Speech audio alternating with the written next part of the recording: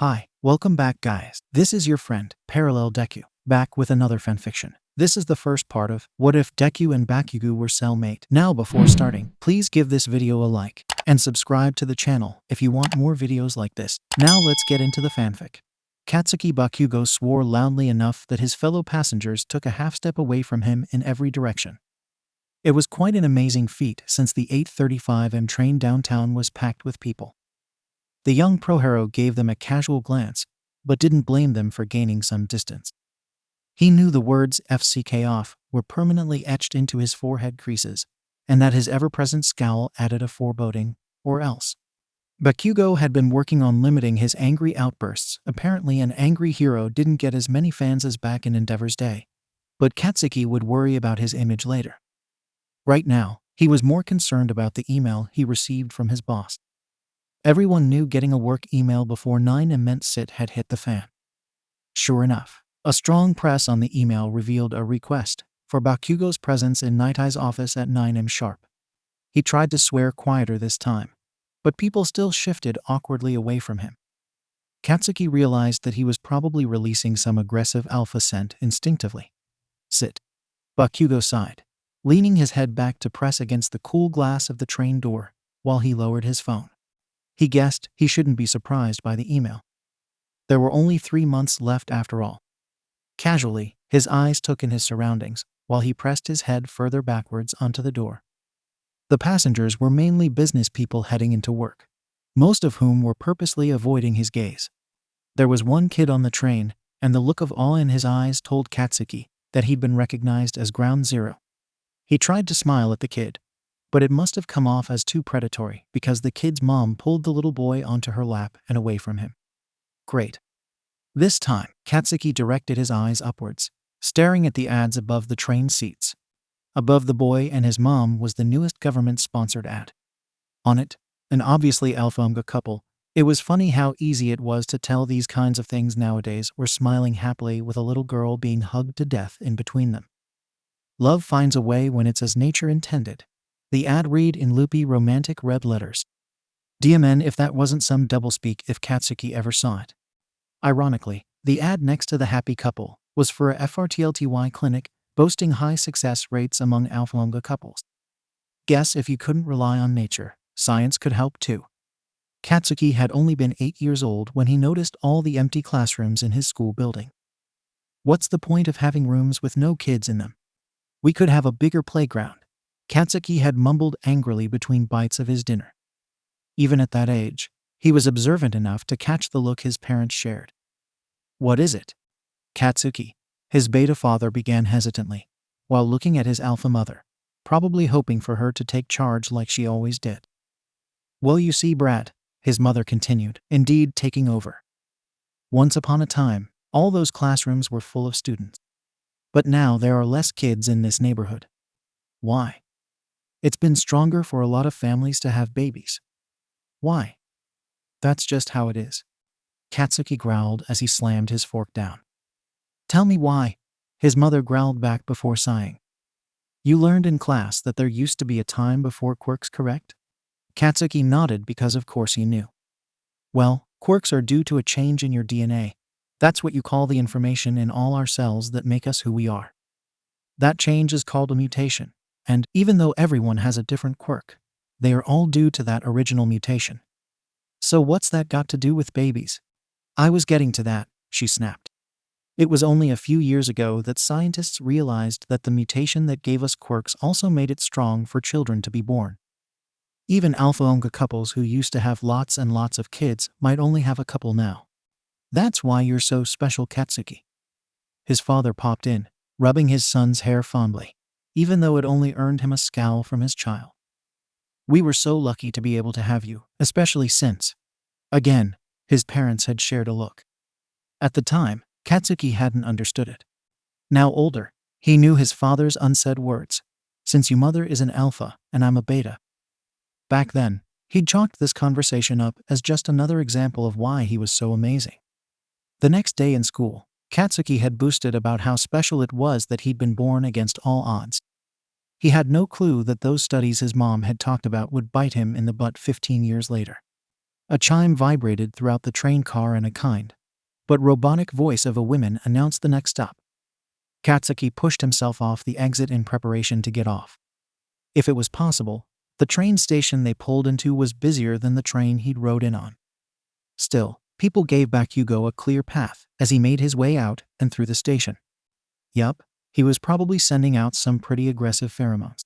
Whatever. Thankfully, he didn't have to go far. Plus, Ultra Hero Agency was the first skyscraper across from the station, sticking out like a sore thumb despite being surrounded by other equally tall buildings. Katsuki entered the building with an ease that came with familiarity as he made his way to the nearest elevator. A quick glance at his phone let him know that he could drop by his desk quickly before having to go to that DMN meeting. At the very least, he could drop off his bag.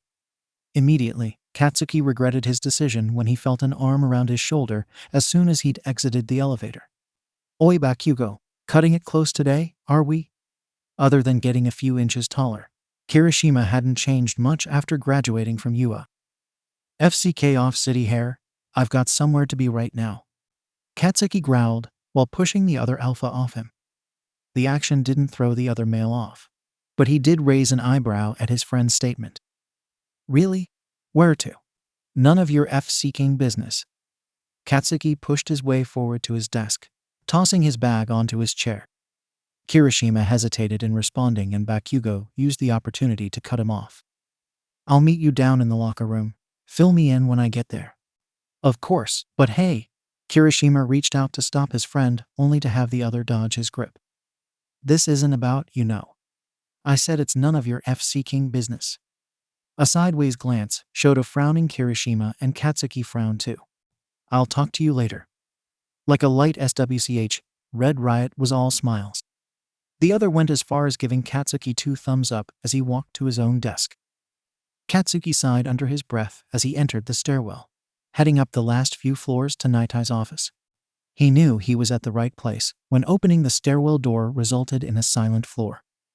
Many pro-heroes in his agency hated meeting with Naitai due to the eerie atmosphere that surrounded his office. The lone one on a whole floor of the skyscraper. Katsuki hated meeting him for a different reason. Stepping into Naitai's office, Bakugou was surrounded by All Might posters and PRPHL. Once an expert on all things All Might, you'd think that Katsuki would feel at ease, or at least impressed by the collection. But every time he stepped into the office, he felt his heart drop deep into his stomach. He could almost hear his voice fawning over each and every item. Too bad he'd never gotten to see it. The thought made him sick. Ground Zero, you're nearly late. Naitai snapped Katsuki out of his thoughts, perhaps intentionally. Nearly doesn't mean I am. Naitai nodded sagely before motioning off to Katsuki's right side. You recognize Miss Sasaki from Human Resources. He didn't but nodded in her direction anyway. And I'm sure you also know why I've called this meeting. Not mated yet. Katsuki stated bluntly. Correct. Your contract clearly stated that you had to find a mate within 5 years of joining the agency if you wanted to keep your position as one of our pro-heroes. According to our paperwork, you have under 3 months to meet that deadline. And if I don't? Naitai laced his long fingers in between each other, staring into Katsuki's angry red eyes without emotion. Then the agency will let you go. Katsuki was about to let out an angry retort, but was beaten to the punch. I suggest you consider your position very carefully, Katsuki Bakugo. Large agencies such as ours receive funding from the government, and are thus required to have similar mating clauses in their hiring contracts. Smaller agencies, while not mandated, have also begun to include them in case they seek funding in the future. Naitai leaned back in his chair. If you are considering starting an agency of your own or going solo, then you'll have to seek a business license from the government directly, and they won't look upon your application favorably with you being mateless at this age. Bakugou let his eyes drop to the ground. None of this was any news to him. He'd researched his options dozens of times. Still, hearing that his options were find a mate or give up on being a pro-hero was worse than being stabbed in the CH. I don't envy you, Ground Zero, Naitai continued. I myself never found a desirable mate, even being a beta. I understand how difficult it must be for you to find an omega that meets your criteria. However, I come from a different time. With the way society is today, you don't have the luxury that I did. It's important for the young heroes of your generation to set the tone for the new world, if we hope for mankind to propagate once again. Heroes have always been role models, and this is just another way of putting your life on the line for the greater good. Katsuki bit his lip to stop the outburst burning in his vocal cords. Greater good his butt. If the government had mandated that its citizens get married according to their second gender, and at such a young age, there would have been riots in the streets. But there are more paths than one to any destination. Japan had started small, offering tax write-offs and monetary incentives for alpha or beta-beta marriages. Couples with children were well supported and soon more likely to receive other perks like paid leave. Katsuki was too young at the time to notice these changes, but he did see the ads, the government-sponsored dramas, and all the other practically subliminal propaganda that popped up slowly, but surely that showed alpha or beta-beta couples only. By the time he'd entered UA, one's secondary gender had gone from a casual fact to a life-determining factor in every aspect, from one's personal life to one's professional one. No, the government never demanded that a person mate by a certain age. They just put their job in jeopardy. No, there was no law that said that alphas had to mate omegas, and that betas could only mate other betas. But good luck getting a mortgage or health insurance. Anyone under the age of 30 was directly affected by this new normal, and Katsuki wanted to explode something because he was included in that group. "You have 3 months, Katsuki," Nightai stated with finality when Bakugou never responded to his earlier statements. "Your team has been assigned a mission today instead of patrols. See to it that you join them promptly."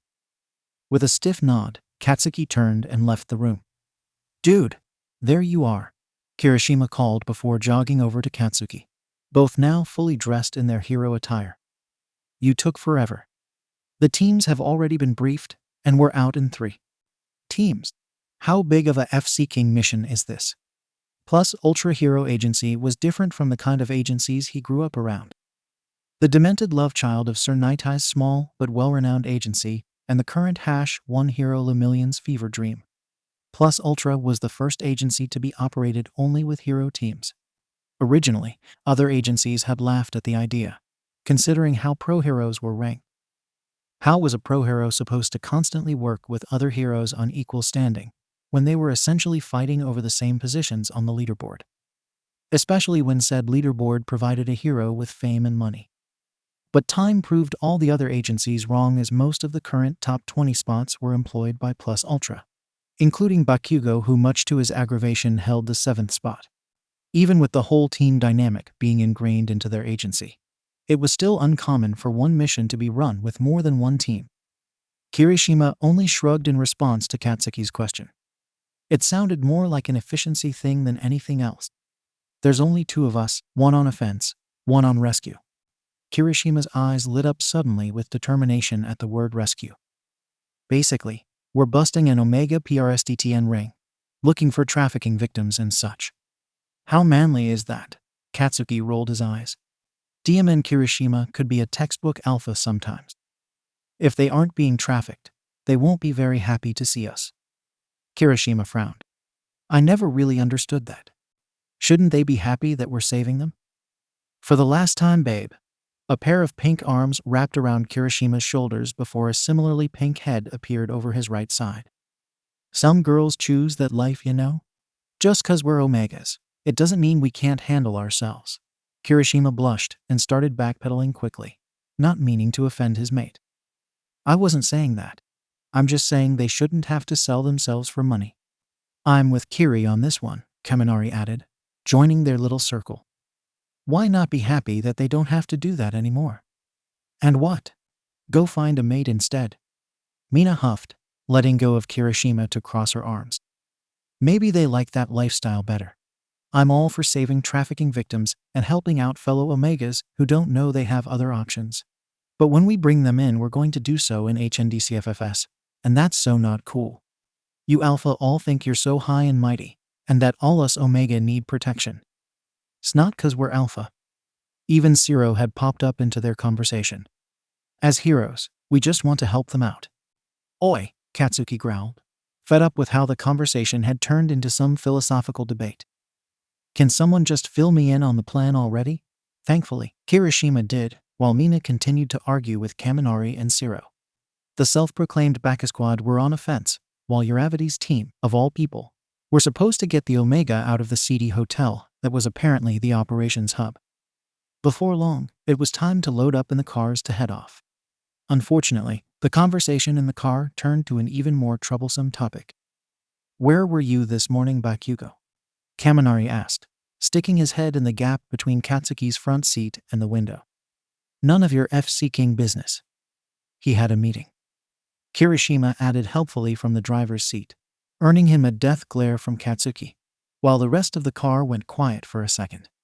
"Oh," Kaminari stated hesitantly as he leaned back into his own seat. "Is it almost that time?" "I said it's none of your F-seeking business. You should just find a mate, man." Zero sighed from the backmost row. "I found a really nice Omega girl on one of those matching sites online. Haven't had a single complaint in the 3 years we've been together."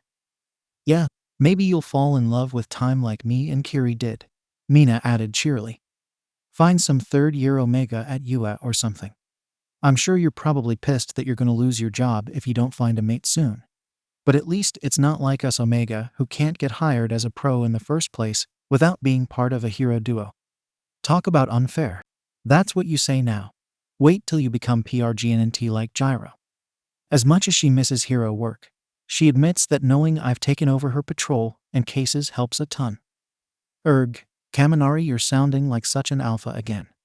All of you a-holes shut up," Katsuki bit out. There was a beat of silence again. "Oh, it's 'cause you're gay, right?" The words left Kaminari's mouth before he could stop them, and Katsuki almost launched himself over his chair to strangle the electric idiot.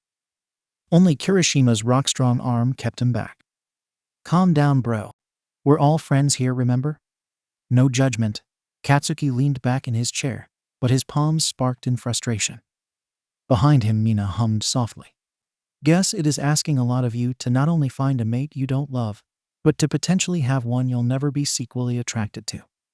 Is CKS big time?" Zero added mournfully. Katsuki redirected his gaze out the window, purposefully ignoring them.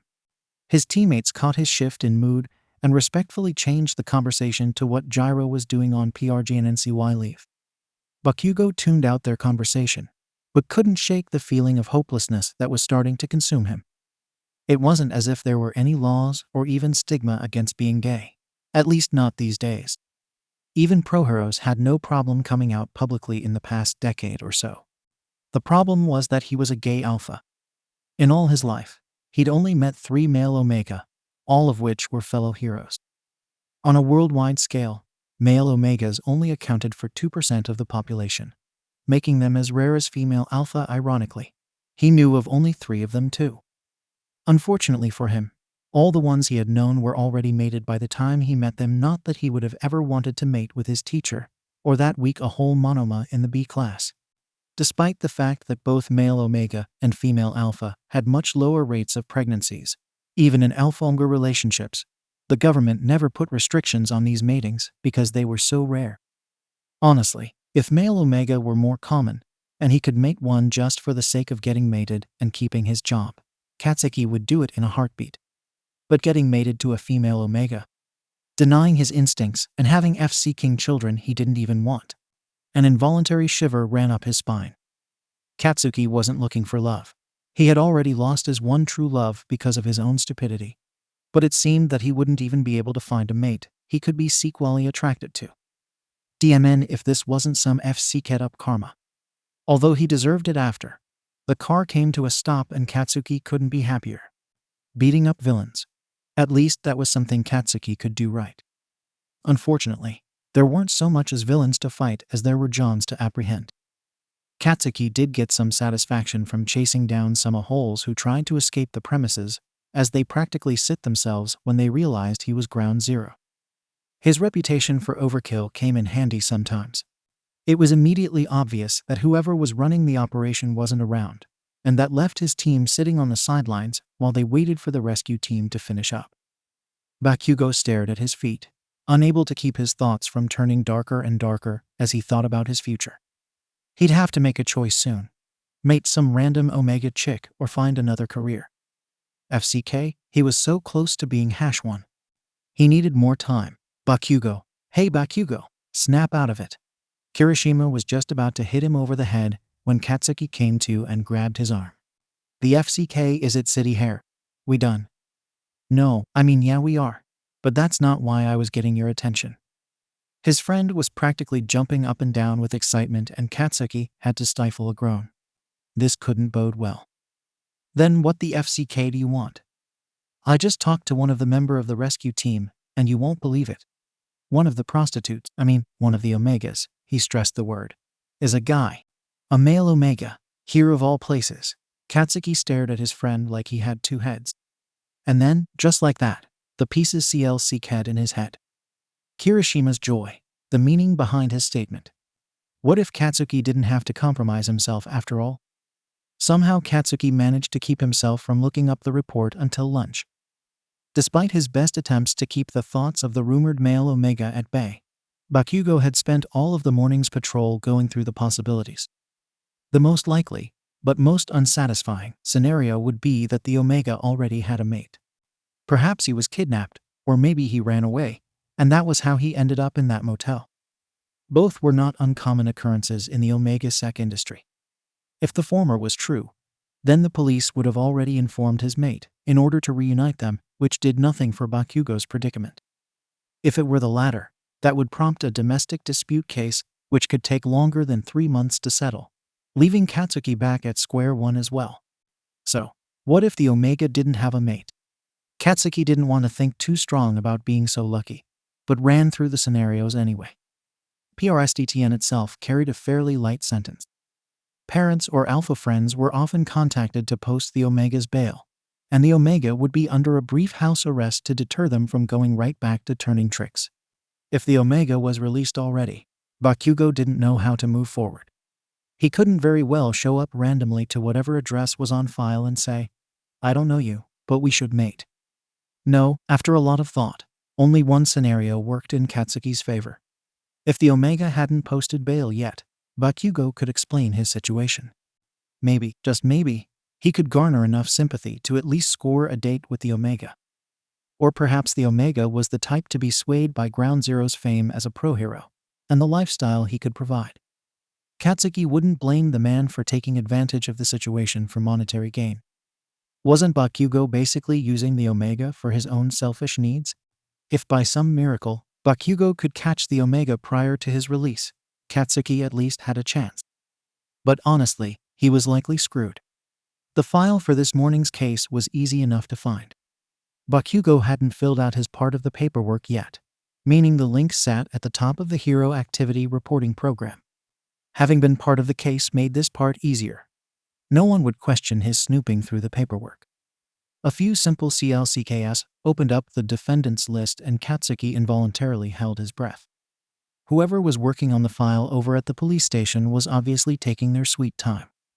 None of the pictures had been uploaded yet, forcing Katsuki to open each file that vaguely sounded like a male's name. As he CLCK'd through the files, his frown got a little deeper set. All of the files he'd CLCK'd on so far had been released already. That didn't bode well for him. Upon reaching the last link, Katsuki growled. He should have just scrolled through the entire list and saved himself some time, as the final name was simply Male Omega. Katsuki CLCK'd a little stronger than necessary on the file link. Katsuki had been sure he'd gone through all the possible scenarios, but he'd never consider this one. The information page was practically blank. Name, unknown. Age, 2025. Quirk, unknown. Sec, male. Gender, Omega. Parents, unknown. Mate, none. Emergency contact, nah. Criminal history, none. Current location, cell block B. What the FCK? Katsuki refreshed the screen, as if that would change anything. Why wasn't there more information? Frustrated, Katsuki began to open the other tabs of the electronic file. Charges: 1 count solicitation, 2 counts of use of an illegal substance. Bakugou CLCK'd on the second link, and took in an involuntary hiss of air. BRTH CNTRL and heat suppressants. Katsuki probably shouldn't have been surprised, considering the Omega's line of work. But DMN if that didn't make things a lot worse for the Omega. These days, selling one's body equated to nothing more than a slap on the wrist. But the use of anything that prevented PRGN and CY resulted in serious consequences. Laws against these type substances were even more recent than including mating clauses in job contracts, and Katsuki was old enough to remember how the politicians sold the legislature as a health measure. Heat suppressants and hormonal BRTHCNTRL destroy the Omega's body, the government had warned. In turn, the citizens soaked the information up like sponges, latching onto the idea as if it were a common fact. True or not, it would be impossible to know whether the government-sponsored scientific studies were real. Anyone with half a brain understood that these new laws were just another way to enforce the government's will and encourage population growth. Despite never meeting this Omega, Katsuki felt a defensive growl in his throat. Why the FCK should the guy get real jail time for wanting to control his life? Mina was probably right about life being more unfair for Omegas. Finally, Katsuki made it to the Notes tab. Defendant refuses to speak. Defendant eventually answered direct questions, but with limited responses. Consistently insists that he has no name or anyone to contact. Refuses to otherwise cooperate. Reacts negatively to touch or other unexpected stimuli, but refuses to answer any questions related to trafficking or other trauma. Lawyer referral was refused as well. Otherwise, defendant is alert, seems to understand the charges against him, and currently awaits trial. Katsuki read the paragraph 3 times before leaning back into this chair and closing his eyes. FCK. FCK. It had never occurred to him that this guy could actually be trafficked. Or maybe he hadn't been, but there was something going on. Something Katsuki was most likely unable to handle. Bakugou wasn't naturally a compassionate person. In fact, it took a conscious effort on his part to mitigate his natural tendency to lash out at anything uncomfortable. He wasn't one to ask people about their issues, and he'd fight anyone who got close to discussing his. Everything about Katsuki, from his attitude to his explosive quirk, screamed that he would be a bad mate for this traumatized Omega. He wasn't so selfish. A whistle echoed right next to his ear. Instinctively, Bakugou spun his chair around to punch the person who'd snuck up on him. But he was caught by a strong hand. Kirishima stood up and frowned, not at his friend's punch, but at the computer screen in front of them. That's FCK up, man. You're gonna go through with it, right? You're going to ask him to be your mate. Katsuki scowled before spinning his chair back to face his computer. Did we not just read the same report? Sit for brains? Katsuki's scowl fell into a frown as well and added quieter. How the FCK can I ask him after reading that? What are you talking about? You have to ask him after reading that. Katsuki turned his head to give his teammate an incredulous stare. Kirishima in turn looked at him with surprise.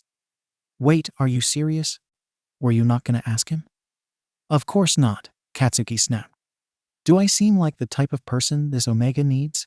Yes. Katsuki opened his mouth to snap back, but Kirishima continued. Look, I know we had this whole argument with Mina earlier. But, dude, this guy actually needs saving. By the sound of it, he doesn't have anyone in his corner, and he's on the fast track to jail time. Can you imagine what would happen to him? A rare male Omega in a jail full of villains. Didn't take a genius to figure it out. Kirishima sighed at Katsuki's silence. I'm not saying you're the cuddliest alpha, but you're a good guy. No, don't argue with me on that. I know. Kirishima emphasized the word, making Katsuki bite his lip. Because Kirishima was one of the few people who actually did know about everything. Katsuki's history, his ultimate mistake, his greatest regret. You're different now, bro. While it'd be cool and all for you to find someone, this doesn't have to only be about you. Give this guy a fighting chance too.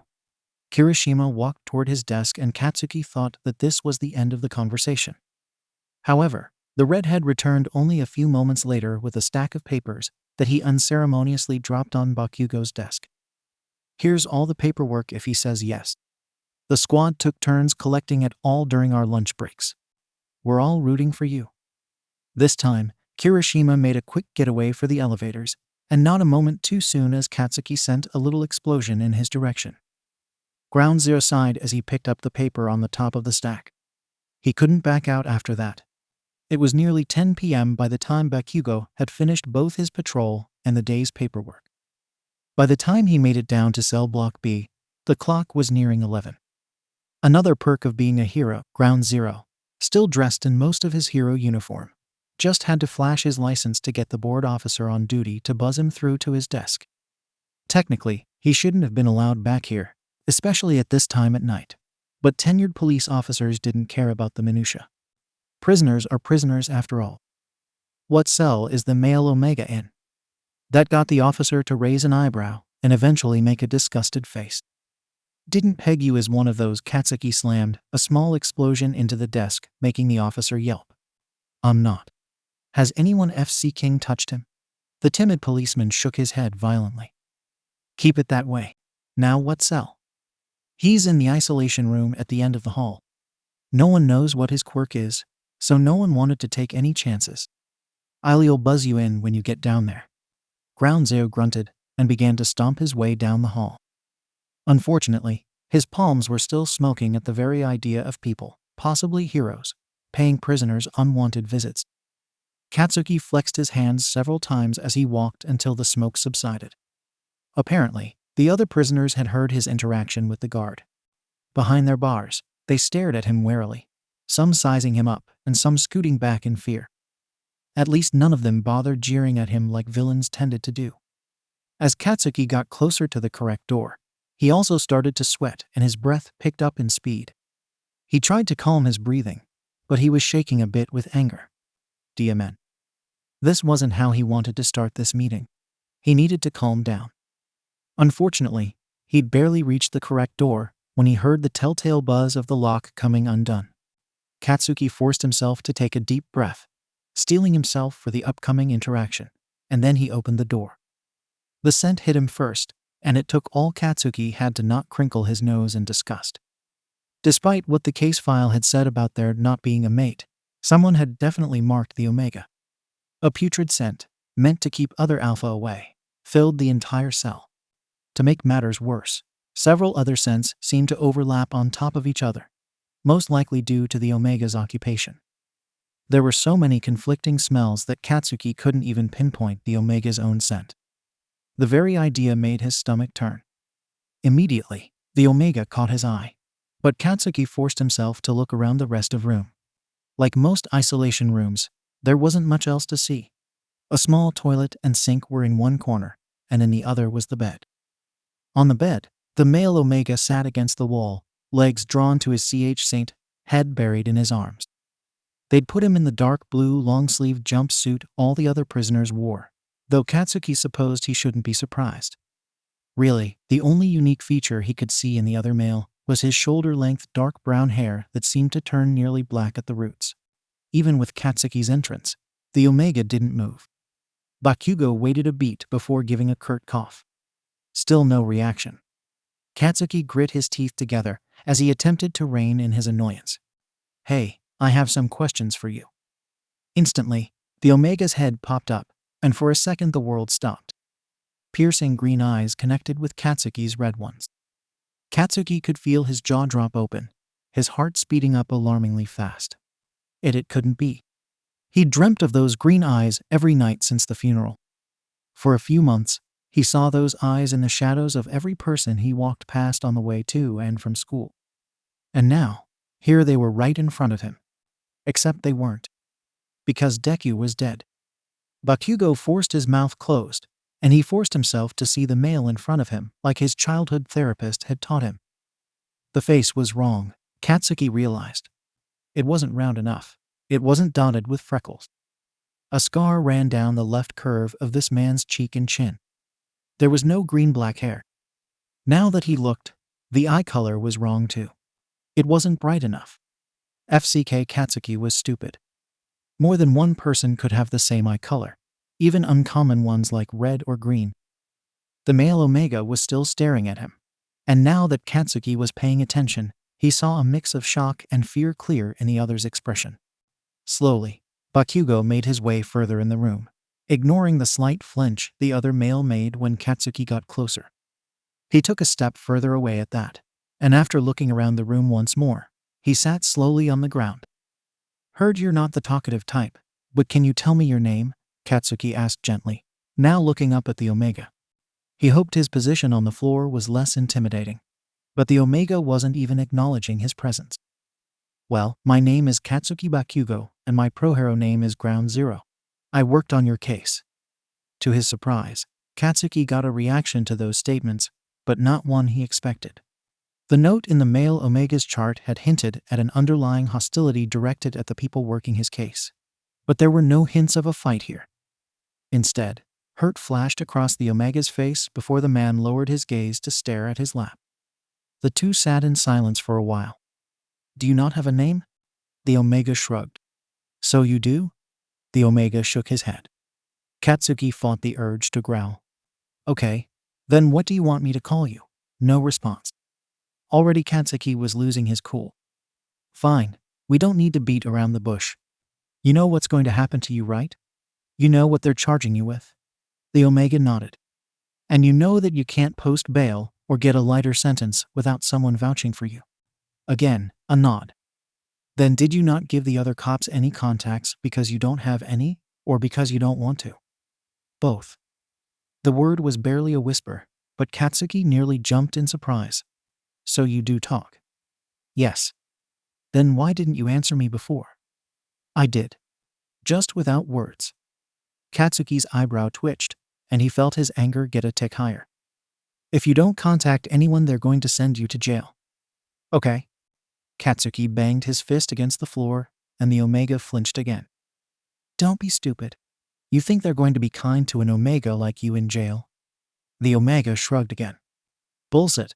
They'll eat you alive. It's nothing new. Katsuki's heart fell into his stomach, and he broke eye contact with the other male.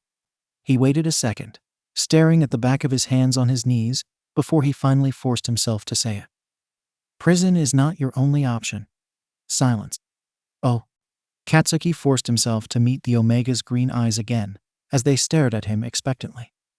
You need an alpha to vouch for you. And if you had a mate, you'd probably get off without any jail time.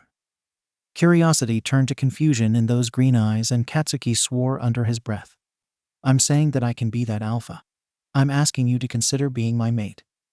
If Katsuki wasn't fighting the embarrassment making his face turn hot, he would have laughed at how easy the Omega was to read. Emotions flitted across his face, as if he was miming them out. First shock, then more confusion, before finally setting on fear. At the sight of fear, Katsuki quickly continued, although he hated how angry the words sounded coming out of his mouth. I'm not going to do anything to you, a hole. I'll be straight with you. I need a mate ASAP. Without one, I can't keep being a pro-hero. It's a contract thing. That means I have to find an Omega, and for personal reasons, I was looking for a male one. Now the look in the Omega's eyes screamed anxiety. Don't take it that way. I'm not looking for love, and I'm sure as hell not looking for someone to FCK. You need someone to keep you out of jail, and I need to get my boss off my butt. Consider us roommates if that helps, but without the worry about paying for rent or food. Soon as you serve your house arrest or probation, or whatever they stick you with, you can do whatever the FCK you want. Hell, go back to prostituting if that's what you're into. Just don't drag down my hero image, got it? Otherwise, I don't give a shit. I'll take care of everything else until then. By the end of Katsuki's rambling, the green eyes had taken on a calculating look. The image made Bakugo's heart ache again, as it was too similar to the look his childhood friend used to make whenever he muttered to himself. Maybe this wasn't such a good idea after all. The last thing Katsuki needed was this guy who seemed to be a constant reminder of the best friend he'd Kai, sure. Katsuki blinked a couple of times. Sure? The male Omega nodded, even though his face looked pained. Slowly, Katsuki made his way to his feet, the Omega's eyes following his every move. You're sure? Another nod. Okay then. I'll start filling out the paperwork. The Omega seeked his head to the side before nodding with a newfound understanding. The other male gave Katsuki one more anxious look before he lowered his head back down on his knees.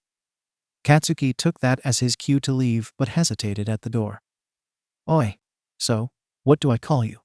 I have to put something on the paperwork. The Omega's following words were barely audible as he didn't bother raising his head. Name me whatever you want. You seem like the type who's good at nicknames. Katsuki's mouth went dry, although he wasn't quite sure why. How was he supposed to respond to that? Instead of trying, he turned around and exited the cell. Manic. That's how Katsuki would later describe what he was like to his friends when they asked how he responded to the male Omega agreeing to be his mate. Kirishima or Mina would cut in and say, more like frantic, much to Bakugo's distaste. But, considering how helpful they'd been, Katsuki would usually keep his mouth shut. Bakugo hadn't even left the jail building before his fingers were rapidly typing emails and messages on his phone. First, an email to the schedule coordinator in order to take off his patrol shift tomorrow. He'd probably have to take on a double patrol sometime this week. But he didn't want the Omega to be alone on his first day at Bakugo's. The next was a group text to Kirishima and Mina asking what the hell did Omegas need. Finally, Katsuki typed up 3 or 4 versions of a text to his parents, telling them the news before ultimately deciding not to send one. He was about to stick his phone in his pocket when it started to buzz. Yeah, Katsuki answered. He said yes. Kirishima screamed into the phone, Mina's high-pitched squeal elsewhere in the background. What the FCK city hair? Did you call me just to ask the obvious? Of course I had to call you. This is huge. There was a small commotion on their end of the line. When's he moving in? Mina now had the phone. Do you have a room for him? What about nesting materials? What about, I haven't even filled out the FC King paperwork yet. Katsuki scowled, but his heart was starting to pick up speed as he anxiously thought about everything he had to get done. I don't know when he'll get released, but the rest of the Omegas already set bail. Wait, so they might let him go as soon as you give them the paperwork, Kirishima now said, although he sounded a little far away. They had put Katsuki on speakerphone. I said I don't FC King no. We're coming over, Mina said with finality. Katsuki wanted to argue that they didn't have to do that. It was practically midnight, but the line disconnected. He didn't even get a chance to say he wasn't home yet. Luckily enough, he beat the pair to his home, even with having to pick up all the mating paperwork he'd left at his desk in the office. As soon as the pair arrived, arms full of bags, it was obvious what took them so long. What the FCK is all of that? Things for your mate, of course. Mina practically skipped into the room. And there's lots more to buy, but there's practically no stores open this late. What's his name, by the way? Kirishima asked, setting down his bags near the door. Doesn't have one. Told me to pick whatever for him. Mina dropped her bags in shock. No way, we get to name him. He's not a FC King dog. Ooh, where's he gonna sleep? Kirishima asked innocently enough. But the look on his face was oddly suggestive. Katsuki's eyebrow twitched. The office will be his bedroom. I just have to get all the sit out of it. Let's do it. Katsuki was about to object when Mina cut him off. And while you strong men move furniture, Mina grabbed the stack of papers from the coffee table. I'll fill out what I can on these bad boys. I don't need your 2 idiots' help. We know. They said in unison with a smile at each other. Katsuki sighed, but mumbled a quiet thanks as he made his way to the office. Normally he'd put up more of a fight, but the day had left him off-balanced. One minute he was about to lose his job. The next he was about to be mated to a guy who left him feeling vulnerable despite only saying a few sentences. Bakugou had no idea what the FCK he was doing. And, apparently, it showed. The small group hadn't finished their tasks until nearly 3 a.m. It took longer than expected to move the furniture from the office because of the consistent breaks to argue about what the Omega's name would be. Kirishima and Mina shot down all of Katsuki's ideas, which made sense considering he threw out names like King and Killer. You're the one who said he wasn't a dog, remember? Mina's and Kirishima's names were more realistic, with suggestions like Akino and Taro. But, for an inexplicable reason, they didn't feel right. At the end of the night, all 3 were sitting around the table on their phones, searching name lists on the internet. Eventually, Katsuki grabbed the top paper and filled out the Omega's name section. He was confident until his friends leaned over the table to read the name upside down, but then they nodded, seemingly satisfied. Least it's a real name. Suo much better than your other suggestions. Shut up and go home." With that, the couple said their goodbyes and wished him luck. They teasingly complained about how late he'd kept them, but Katsuki begrudgingly thanked them nonetheless. Despite his exhaustion, Bakugou couldn't fall asleep. When he eventually did, green eyes haunted his dreams.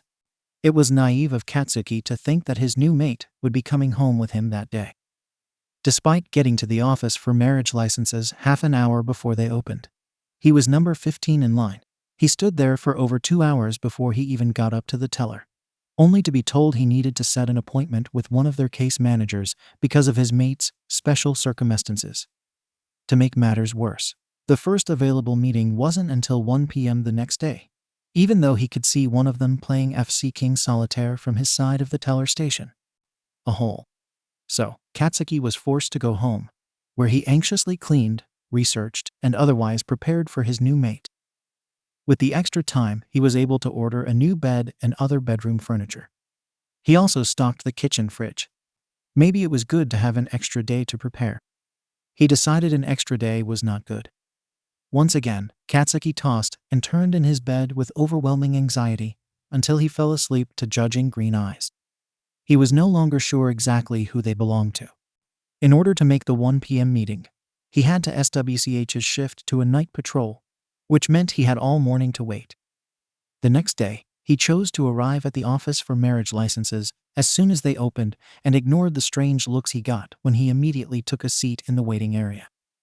There was no way in hell he was risking being even a minute late in case that led to the canceling of his appointment.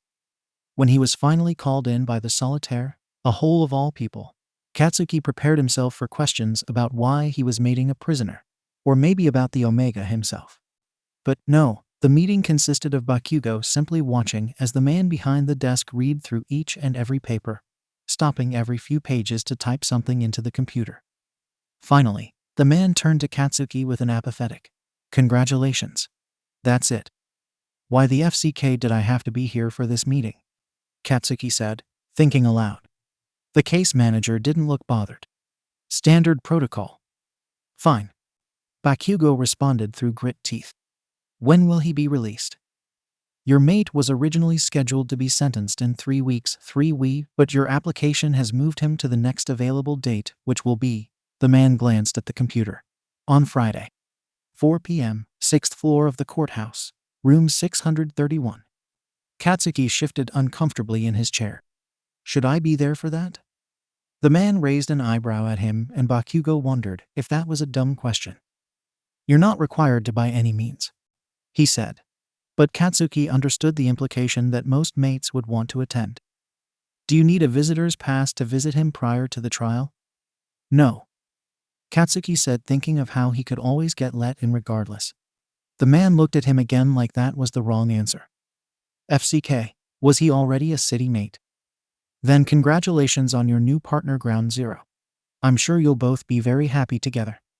Katsuki wished the man sounded less sarcastic. He regretted not coming back to visit the Omega.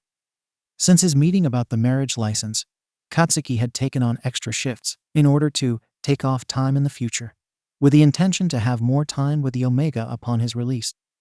But he knew those were just excuses. In reality, he was afraid to go confirm their new status as mates only to realize that he'd made a horrible mistake. It was too late to turn back now. At the very least, Katsuki should have shown up to the Omega's sentencing trial. What kind of a hole wouldn't support his mate during such a nerve-wracking experience? Evidently, this guy. To be fair, Bakugou had shown up to the courthouse. He made it all the way up to the right floor too. But when the elevator doors opened, he couldn't bring himself to step off. Instead, he sat on a bench on the first floor until he got an official email detailing the results of the sentencing. 6 months house arrest. 5 months longer than the other Omegas received. He couldn't help but wonder if the sentence would have been lighter if he was physically there, and whether he could have said something on his mate's behalf. Did his new mate think the same thing? Ground Zero faced villains on a daily basis. He'd put his life on the line more times than he could remember, and had even been kidnapped by the League of Villains in high school. But this, standing in front of the entrance of Cell Block B, waiting for his new mate, was the scariest moment of his life. Katsuki heard the door buzz open before he realized they'd let the Omega free from his cell. The other male was shorter than he'd expected. Bakugou had a good 4 or 5 inches on the brunette. Katsuki had brought a pair of shorts and a t-shirt with him, as he didn't know how risque the Omega's clothing may be. But he was pleasantly surprised to see him in a long-sleeved hoodie and baggy sweatpants. Otherwise, the other male looked basically the same. Besides the fact that his long brown hair was a little greasier, the bags under his eyes a little more deep-set, and that the plastic bag in his hand was probably all that was left of his belongings. His scent was still indistinguishable too, although many of the other interfering scents had faded. Guilt began to scratch at Katsuki's scent, especially with the look of surprise in his new mate's eyes. "Oh, you came. Did you think I wouldn't?" The Omega shrugged, which made the guilt that much stronger. "What's up with the long sleeves? Don't you know it's FC King Summer?" It was this or a CRP top and some very tight shorts. The Omega said it casually, but Katsuki had to turn around to hide the bit of pink creeping into his face. So, he hadn't been too far off after all. "This is fine. Come on, let's get you out of here." The walk to the car he'd ordered to take them home was a silent one. Even when they were both seated, neither said a thing. Finally, it was the Omega who broke the ice. "So why Itsuki?" Bakugou nearly hit his head on the roof of the car. "That's what they called me in the courtroom. Itsuki Bakugo." Katsuki turned to the window. Despite knowing full well he couldn't hide the color seeping into his face this time. "What? Do you not like it?" "I didn't say that." Katsuki looked at the reflection of the Omega in the window in front of him. Even through this secondary image, the emotion was clear in those green eyes. Curiosity. "I was just wondering why that name." "You remind me of," Bakugou's mouth went dry. Mina and Kirishima hadn't asked why Itsuki, and he didn't know if he could actually say who he was really thinking of when he'd picked it. The reflected eyes turned pleading and Katsuki vaguely wondered if it was impossible to lie with eyes so honest. "You remind me of a tree." The other male visibly deflated and his eyes looked disappointed. "A what?" "A tree, idiot. Your hair is brown, and your eyes are green. You're like a FC King tree." There was a second of silence before the other male started laughing. Katsuki instinctively turned to snap at him, but his breath got caught in his throat. The Omega was radiant when he laughed. "I guess you're right. I've never noticed before." Itsuki smiled slightly, the edges of his mouth not quite reaching his eyes. "Itsuki is a nice name." Katsuki crossed his arms and grunted slightly. Unfortunately, that ended their small conversation, and neither tried to start anew. Even when the car arrived at Katsuki's home, the two didn't say anything until they were inside. "Here it is," Katsuki said flatly, attempting to beat down his nerves. "Bedrooms are that way. The one on the right is yours. Right now there's only a futon in your room, but your bed is supposed to be delivered by Sunday. Full bathroom is in the same direction, and there's another toilet on the other side, by the kitchen. Any questions?" As Katsuki explained the layout of his condo, Itsuki walked around the living room with analytical eyes. The Omega reached out his arm, allowing his fingers to graze softly against the desk that had been moved out of the office into the room. Katsuki had to fight the urge to twitch, so unused to a stranger having free rein in his home. When Itsuki reached the bookshelf, he paused. Katsuki assumed he was reading the titles of the books, but instead the other male picked up the only photo the Alpha had out on display. "Are these your friends?" Itsuki whispered softly. Katsuki stuffed his hands into the pockets of his jeans as he walked over. "Yeah, we're all on a team together at our hero agency." Bakugou answered nonchalantly, glancing at the photo briefly. It had been a housewarming gift when he bought the place a couple of years ago. There weren't many photos of the entire group where everyone was in their hero uniforms, and this one was one of the better ones. Everyone had taken the time to write little messages of congratulations on the white trim in the frame, which was somewhat embarrassing, but also a nice gesture.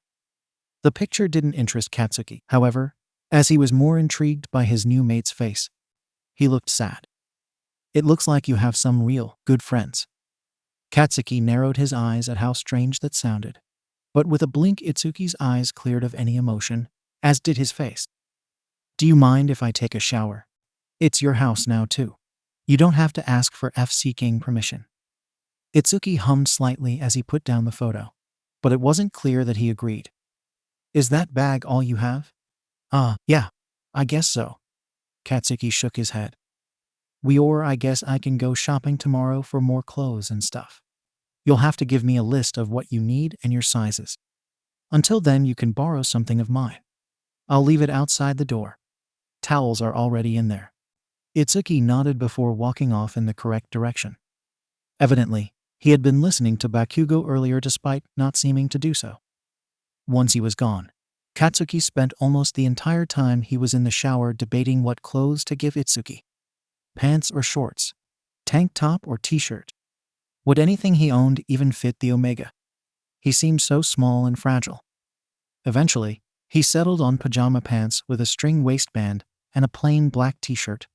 He'd barely set them down on the floor and returned to the living room when he heard the shower turn off. Katsuki tried to make himself look natural, even turning on the television and sitting on the couch. But his heart was pounding in anticipation to Itsuki's reaction to the clothes. When Itsuki walked back into the living room, Katsuki tried to throw a casual glance his way, but found it impossible to look back away. He'd been right about the clothes being too big. The pants' legs covered the Omega's feet and were barely kept on his waist by the tightly knotted string. Katsuki tried not to think about how he'd forgotten to give him boxers as he quickly made his eyes move upwards. The shirt was also too big, hanging off one shoulder. Itsuki had more muscle on his lean frame than his figure had suggested under his previous outfits. But that wasn't what really caught Katsuki's eye. It was the scars. Even though the sleeves of the t-shirt covered most of his upper arms, Itsuki's forearms were littered with small and large marks alike. The left shoulder, visible due to the shirt's aforementioned size, had multiple, permanent, bite marks that made Katsuki suddenly murderous. It was extremely uncommon for an Omega to have more than one claim bite, and those who did had them as overlapping as possible. Whoever made these seemed indifferent to the fact that they all showed, and Katsuki wanted to kill whoever would disfigure the male so. Itsuki must have noticed Katsuki eyeing his marks because a look of understanding filled his eyes. Light as air, he walked over to sit next to Katsuki on the couch. Katsuki turned away and opened his mouth to apologize for staring, but stopped when he felt a rough hand on his cheek. The hand exerted little pressure, but Bakugou allowed it to turn his face back towards his mate. To his surprise, Itsuki was even closer than before, having leaned forward so that his knee was on the couch less than an inch from Katsuki's own leg. Still with his right arm outstretched to keep a hand on Katsuki's cheek, Itsuki lowered his left arm while tilting his head backwards to reveal more of his neck. There was still that rotting scent due to being marked by another alpha.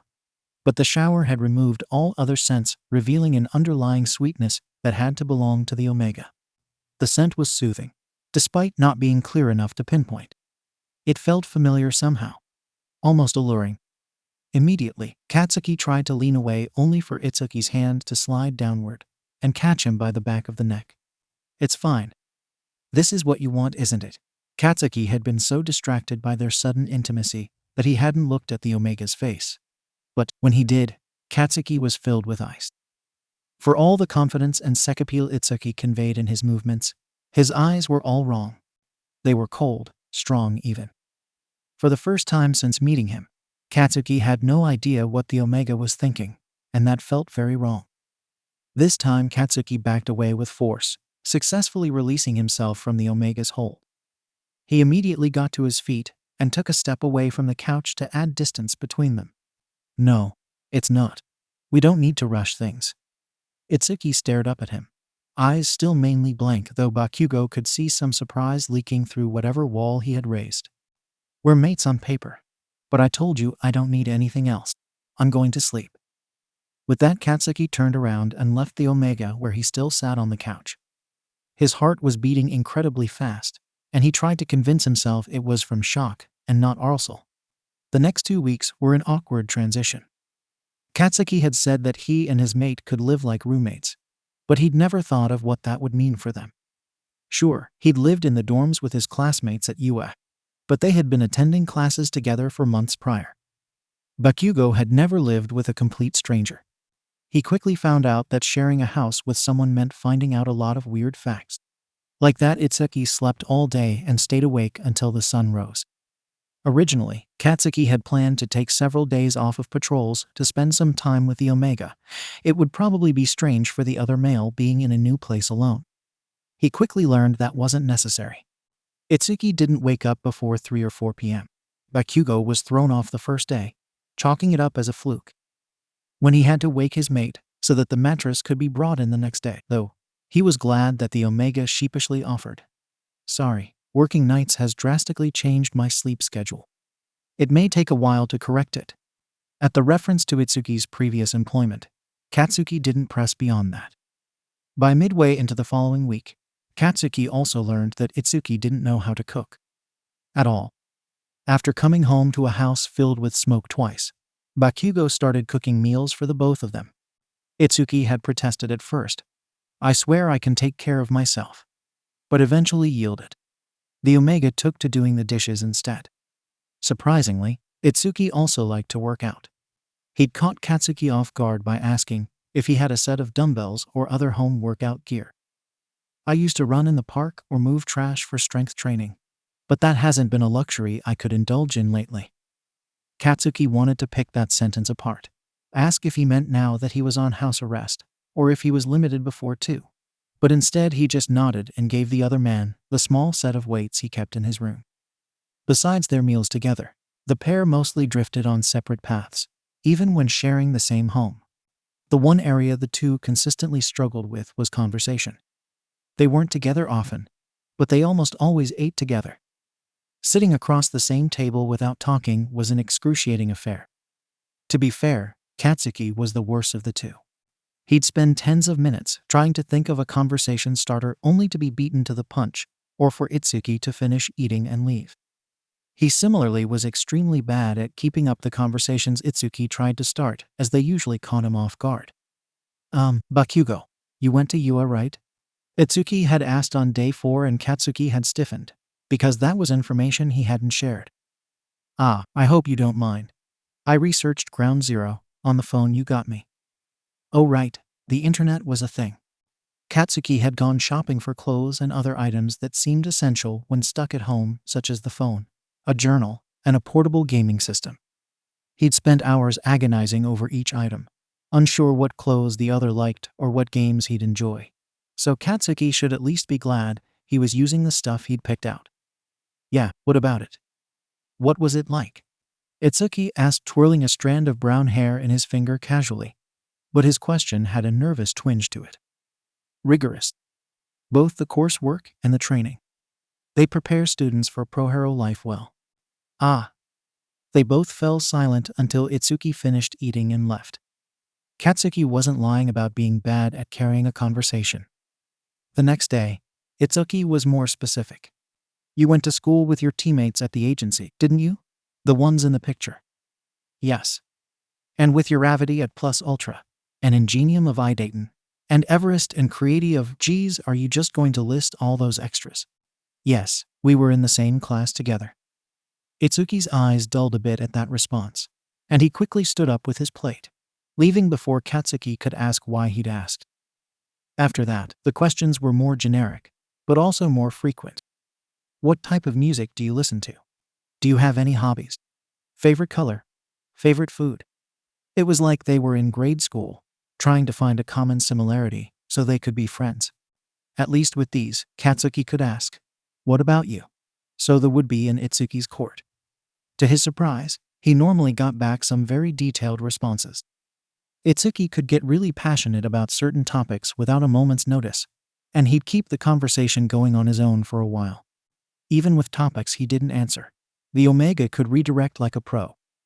The way he came alive in a conversation was a stark contrast to Katsuki's stilted responses. Sometimes, Bakugou would forget that Itsuki had a traumatic past. That is, until something reminded him. A knock on the door on Thursday night had startled both of them. Katsuki excused himself from the table, where they'd just about finished dinner. Or maybe this was breakfast for Itsuki, whose schedule was as strange as ever. What the FCK are you two doing here? Katsuki growled when he opened the door, shifting to block the entryway with his body. Bakugou, we're here, called out Kirishima and Mina at the same time. Why are you here? We've been saying we'd come visit for days. We want to meet, Itsuki? Kirishima said with a toothy smile. We brought drinks too, Mina said, holding up Kirishima's arm that held a shopping bag which clinked with glass bottles. I don't care. I never said you could come. Get out. You didn't say we couldn't come, Mina said cheerily. It should be implied. Katsuki hissed through grit teeth. Is this really a bad time? Kirishima asked, rubbing the back of his spiky hair. No, came a voice from behind Bakugou, making him turn around. Itsuki was standing behind him, fiddling with a string of his hoodie. Despite the variety of clothes Katsuki had bought his new mate, Itsuki almost always had his hoodie on or wrapped around his waist. If you're worried about me, I'll just go to my room. Katsuki wanted to object, but Mina ducked her head under Katsuki's arm and walked in instead. Are you Itsuki? We've been so excited to meet you, she gushed, rushing over to give him a hug. Immediately the Omega flinched while paling at the contact, but he surprisingly didn't struggle. Oi, let him go. Mina did so, seemingly oblivious to Itsuki's reaction as she turned to stick a tongue out at Bakugou. Wow, you're already so possessive. Behind her, Itsuki bent his shoulders into himself, anxiety flooding his green eyes. Katsuki was about to tell her off when Kirishima spoke up. Darling, you're coming on too strong again. The other alpha nodded toward Itsuki. Mina turned and gasped. Oh, I'm sorry, she said sincerely, taking a step back. Itsuki gave her a pathetic smile that twitched a bit before it stuck. This time, she extended her arm out for a handshake. I'm Mina, Bakugou's friend and teammate. Itsuki flinched again at the movement of her hand and didn't reach for it. I'm Itsuki, but you already seem to know that. Mina dropped her hand, but gave him a sincere smile. Yup, Mina nodded. Me and my mate, Kirishima.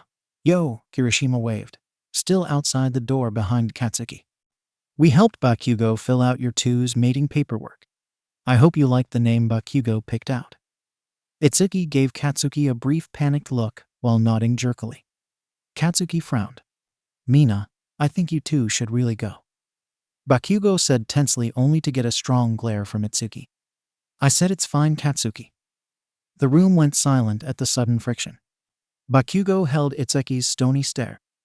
His mate had never called him by his first name before this, and Katsuki didn't like that this was the context in which he did. Itsuki didn't look away or otherwise back down, causing Katsuki to sigh. Fine, he answered tersely, stepping aside for Kirishima to enter. Kirishima placed a supportive hand on Katsuki's shoulder as he stepped forward with a smile.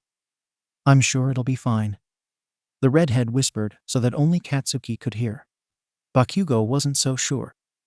On the surface, it looked like the four were friends having a great night, but the entire evening was strained. They broke out the drinks right away, although Itsuki didn't partake. He laughed when he said he's never had alcohol before, but there was an underlying fear in his eyes when he looked at the bottles.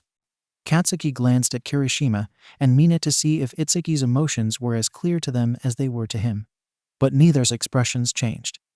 Kirishima handled the situation best. He kept a distance of at least 5 feet away throughout the evening, but was all smiles and jokes. Katsuki was thankful for Hairforbrain's caution, as he hadn't known how Itsuki would react to an alpha other than him. Mina, as much as she seemed to try, couldn't quite follow his example. Every once in a while, she would lean too close or reach a hand out to touch Itsuki without thinking. Each and every time Itsuki would flinch, or sometimes give a more violent reaction, such as bringing his hands up to block the advance. Mina would always apologize, her smile still in place, although it became weaker each time. Katsuki kept as close to Itsuki's side as he thought was appropriate, constantly watching his eyes for his reactions. He considered throwing the pair out several times, but underneath the apprehension and occasional fear, Katsuki could see hints of curiosity, and perhaps even excitement. After a failed bout of asking more about Itsuki, the pair had taken to sharing stories from their UA days, and Itsuki was bewitched. He hung on their every word, asking questions about certain specifics, and giving small but genuine smiles at the funnier parts. Itsuki lasted longer than anyone thought he would. It was nearly an hour later before he suddenly stood up. It was great meeting you, Mina, Kirishima. If you don't mind, I'm going to call it a day and head to bed early. I'd say stay as long as you want. But, that's up to Bakugou, I guess. It's his place after all. Itsuki sent a quick look toward Katsuki before quickly making his exit. Mina and Kirishima called out their goodbyes, but waited a few minutes after his door had shut to speak. Didn't you say he stays up all night? He does. The group stared at the drinks in their hands for a second. Mina eventually put her bottle down with a groan before covering her face with her hands. Erg. I made him so uncomfortable. I've met abused Omegas before, but I've never met one who was uncomfortable around a fellow Omega. Did you see the way he flinched away? Strong to miss. Katsuki grumbled, a hint of hostility in his voice as he took another drink. Don't beat yourself up, Ashido. Kirishima scooted over to comfort his mate. You're just a touchy person and Itsuki isn't that comfortable with touch. Mina shook her head. It wasn't just when I tried to touch him though. Sometimes when I'd laugh or look right at him, he'd shift away. He doesn't do that with Bakugou. Katsuki stared at her, surprised she'd noticed. Your personality is pretty loud, hun. Kirishima said soothingly, but even he was starting to look uncomfortable. I was trying not to say too much because I know I can be the same way. Stop beating yourselves up about it. The pair turned to Katsuki, but he turned away. I told you two to leave, but you chose to stay. He hasn't told me anything substantial yet, so I couldn't tell you if it'd be fine or not. It's not uncommon for his mood to shift without notice. The group was quiet again. How have you been doing, man? Kirishima asked carefully. Katsuki took another swig of his drink before setting it down. Katsuki ran a frustrated hand through his spiky hair. It's different. He still reminds me of. You seem to be doing great, Bakugou. Mina said quietly. He kept looking at you for direction, or when he was scared. And that's a good thing? I'm not the best person to rely on. Dude, you can't keep thinking like that. He's your mate now. Just take care of him. From the corner of Katsuki's vision, he saw the two share a look. We're here if need anything, but it's probably best that we go. Sorry for dropping in unannounced. You've been acting so frustrated at the agency. We thought you could use a little help. Mina laughed sadly. Didn't think we'd make it worse, you know? Katsuki stood up when they did, finally turning back to them. It's fine, but next time you better FC King call. The couple laughed sincerely, and the mood lightened slightly. At least until they left. Katsuki didn't realize how much he looked forward to his and Itsuki's unoriginal small talk until it abruptly stopped. There were 2 whole days of silent meals before Itsuki finally asked the question that almost made Katsuki drop his plate on the way to the sink. What did you actually want your mate to be like? Katsuki tensed as he put his plate down and began to clear the kitchen to avoid looking in Itsuki's direction. What? In the 2 weeks I've been here, you've only talked to me when I ask questions. Doesn't seem like you're that interested in talking. Katsuki was glad the fridge door blocked his wince. It wasn't that he wasn't trying to talk to his new mate. There was so much he wanted to ask, but he also didn't want to push. I've been thinking about it a lot lately, Itsuki continued, his voice quiet but steady. If you were really just looking for a mate on paper, why did you say you preferred a male Omega? Bakugou stood up from the fridge and closed the door. To his surprise, Itsuki was standing less than a few feet away. Katsuki forced himself not to instinctively step back. Especially since Kirishima's and Mina's visit, Katsuki had kept his distance from Izuku, physically at least. It didn't help that Bakugou had an itching feeling that there was suddenly a greater need to stay away. Itsuki might be the smaller of the two, but the look in his eyes put Katsuki on high alert. They screamed danger. What are you talking about? Itsuki took another step closer. This time, Katsuki did allow himself to take a step back, although he made sure his face didn't give away his unease. Why did it matter if your mate was male or female, if you didn't plan on having a relationship? Itsuki took a couple more steps closer. The way you had said it back then insinuated that you preferred guys, physically. At this point, Itsuki was 1 step away from Katsuki and Katsuki only had 1 step behind him before he hit the kitchen wall. Bakugou could easily maneuver himself so that he was out of the corner he'd found himself in. But he was too focused on reading the emotion in Itsuki's eyes. Somehow, they'd become strong to read again, and he needed to know what the Omega was thinking. And what does that? If you held out for a male Omega all this time, then you must have wanted someone you could actually mate. Finally, Izuku closed the last bit of space between them. Katsuki had noticed that the scent from the previous alpha's claim had been fading over time. But at this close of a range, Katsuki could finally smell the Omega's scent. The sweetness wasn't floral or fruity like most of the Omega Katsuki had previously encountered. Rather, the scent had a depth of earthiness to it that reminded the alpha of being on a hike and finding a maple tree with sap running down its side. The smell was comforting, familiar even, and his throat started to burn with an indiscernible longing. Yet it's been 2 weeks, and you haven't even covered up the old mark. Most alpha can't stand the smell of another's claim for more than a few minutes. It doesn't bother me. Katsuki forced the words out, but saliva was pooling in his mouth. Izuku pushed himself against Katsuki, his head tilted backwards so that their eyes could remain connected. His hoodie was tied around his waist today, and the movement inadvertently revealed more of his shoulder and its marks. "Are you sure?" Izuku whispered. Katsuki moved before he realized what he was doing.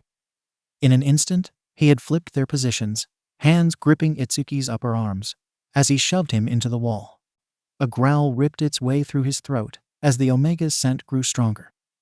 Bakugou had never wanted to claim someone before, but he wanted to own this man who was practically a stranger. No, he wasn't a stranger. Itsuki was his mate. Bakugou's breathing was shallow and his eyes were closed. But he was still cognizant of his surroundings. Izuku was stiff in his grip, and somewhere in the back of his mind, Katsuki recognized that the increase in scent was likely due to fear. Sure enough, when the alpha could finally open his eyes, he was met with the tear-filled green eyes of his mate. "Just get it over with," Izuku said shakily, a quiet sob interrupting his sentence. "Stop pretending that this is different." The words didn't register. Katsuki could hear them, muddled with sobs as they were. But he couldn't understand what Izuku was talking about. Because he wasn't with Izuku. He was with Izuku. Once again, crybaby Deku was begging Bakugou to leave him alone, but he couldn't let go. He wouldn't let go. Not this time. Izuku couldn't leave him behind again. Deku had to stay so Katsuki could say he was sorry. He had to make up for all those times he'd FCK'd up. He had to tell him that he loved him. Izuku began to struggle, likely due to Katsuki's increasingly crushing grip. Automatically, Bakugou let go, readying the apology he'd been practicing for years that hung on the tip of his tongue. But Izuku spoke first with his eyes squeezed shut. "You're still the same. You alpha are all the same." Katsuki blinked slowly. The image of Izuku slowly morphed into Itsuki. An overwhelming weight settled in Bakugou's saying, "Izutsuki." The Omega stiffened again, but he didn't stop shaking. "Itsuki, I'm sorry. Did I hurt you?" Slowly, Katsuki took 3 steps away, afraid the sudden movement might catch his mate off guard. Itsuki opened his eyes just as slowly, purposefully keeping his gaze trained at their feet. "It's fine." Bakugou clenched his fists at his side. "If I hurt you, it's not fine." "You didn't hurt me." Roman too was just reminded of someone else. The Omega looked up with eyes of pure agony. "I was too." Katsuki murmured under his breath. It wasn't clear if Itsuki heard him or not, but he stopped shaking so strong. "I'm sorry," Itsuki whispered as he gripped his left forearm with his right hand. "What the FCK?" Katsuki said, bewildered. "Why are you apologizing? I'm the one that scared you." Itsuki shook his head. I put myself in that position. I thought that if I initiated, it wouldn't hurt as much." FCK. Katsuki turned around, gripping his spiky hair with his hand. He really wasn't equipped to handle this. He'd been right before. He was the worst possible mate for a guy like Itsuki. There was so much trauma there, and Katsuki had been too focused on his own demons to remember that. "I shouldn't have forced myself on you." Katsuki compelled himself to turn back around, but Itsuki wasn't looking at him anymore. "You obviously don't want me like that. I'm sorry I ended up as your mate. I won't use your instincts against you again." Bakugou sighed and walked over to the kitchen table, motioning for Itsuki to join him. Unsurprisingly, the Omega hesitated, but then slowly followed, choosing to take the seat across from Katsuki and not beside him. "I'm not good at this." Katsuki began, trying to ignore the way Itsuki flinched like he had when they'd first met. I never have been. It's easier for me to be aggressive and push people away than to have a decent conversation. You're right though. Bakugou hesitated, keeping his eyes on the table so he wouldn't know what Itsuki was thinking. I was looking for a guy because that's who I'm attracted to. Only, I didn't realize that I still loved someone else. Someone I can't have. The room fell silent and Katsuki didn't know if he could continue. He'd never admitted that aloud. But now that he had, he needed to say the rest. When I was younger, I was a really city person.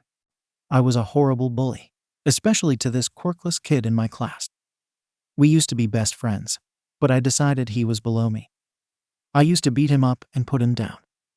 One day, I told him to take a swan dive off the roof. He didn't come back to school after that. Katsuki's mouth was dry, and he could hear his own horrible words ringing in his ears. Years of agony and self-hatred that was usually kept pushed down was climbing its way to his eyes. They stung. Turns out he killed himself. The chair across from him clattered to the floor. Bakugou's head snapped up to catch Itsuki's eyes. They were unreadable again.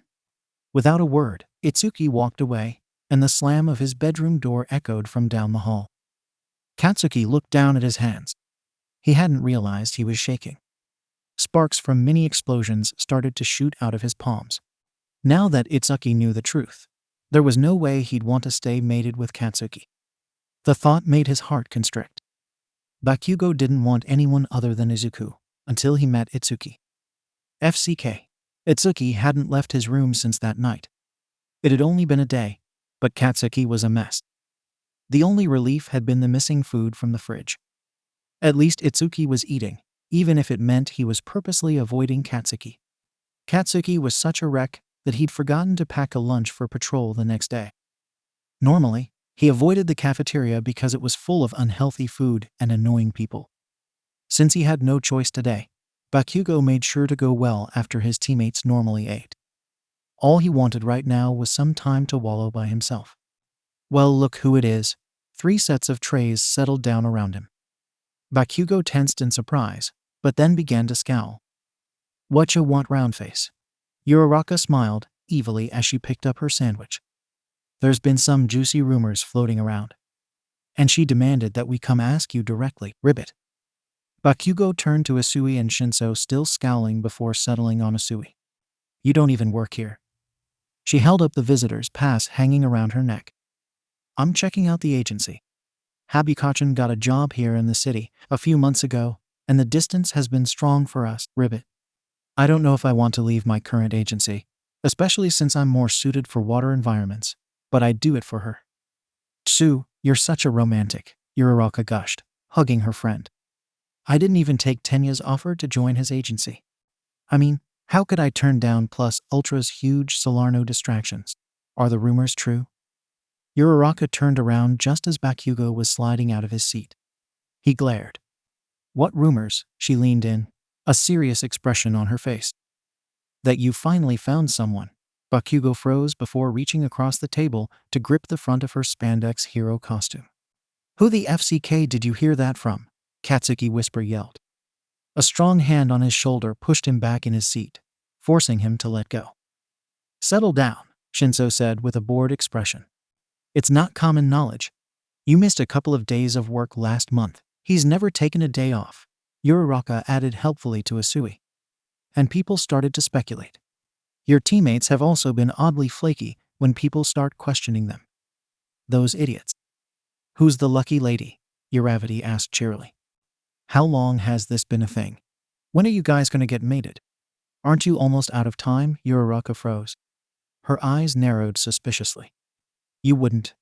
Bakugou frowned. What is it, Kacchan? Froppy asked confusedly. The time limit for his mating clause is coming up. Both Isui and Shinso nodded in understanding. A marriage of convenience then. Shinso picked up his coffee to take a drink. Nothing wrong with that. Seriously, Shinso? Uraraka looked at him, betrayed. There's more to marriage than passionate love, Uraraka. May and I have a mutual respect for each other. It's nice to have someone to talk to who stays up as late as I do. and she appreciates someone who can force her to go to bed if she's too caught up in her latest creation to take care of herself. She often jokes that she'd just as well have married an alpha for the same reason. If it were easier to find one who'd made a beta. Uraraka frowned. And you're okay with that? Shinso nodded. Our relationship may not be the same as yours and Ida's, but I wouldn't say it's not love. Time and proximity can make people very close. I guess it's fine then, she said, turning back to Bakugou, who had almost succeeded in getting away this time. You've at least told her that's your intention, right? She knows you're looking to mate so you don't lose your job? Bakugou grumbled something under his breath, but somehow Asui heard it. He knows? Uraraka's and Shinso's mouths dropped. Uraraka at least had the mind to not scream the word at the top of her lungs. He? As in a male Omega? He is an Omega, right? Oh my god, where on earth did you find a? She cut off again and Bakugou froze too. Sit. You didn't. For someone so small and cute looking, the killer intent that came off of Uravity was enough to make a villain turn himself in. Katsuki averted his eyes as sweat started to build up in his palms. Didn't do what, Kacchan? A few weeks ago, we busted up an Omega PRSTTN ring, and one of the Omegas was a guy.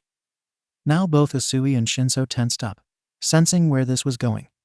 I swear on my parents' lives, if you have so much as contacted that poor boy, we're mates now. Katsuki's and Uraraka's lunch trays fell to the floor with a loud clatter as she threw herself over the table to grab him, only to be held back by Asui. Shinso stood up, walking around the table to also grab her. Steering her toward the door, Shinso looked over his shoulder to throw Katsuki a quick outside. Despite not being under the influence of the other's quirk, Katsuki got up obediently and followed. All the eyes in the cafeteria followed their exit. So much for keeping things quiet. The strange group didn't stop until they reached a storage room, where Shinso opened the door, and he and Asui forced Uraraka inside. She'd stopped struggling, but her murderous glare meant they couldn't release her just yet. What the hell, Bakugou? Katsuki didn't respond. Who do you think you are? How dare you abuse your power like that? I was helping him too. That's so not why you did it. You mated him so you wouldn't get fired. Katsuki growled.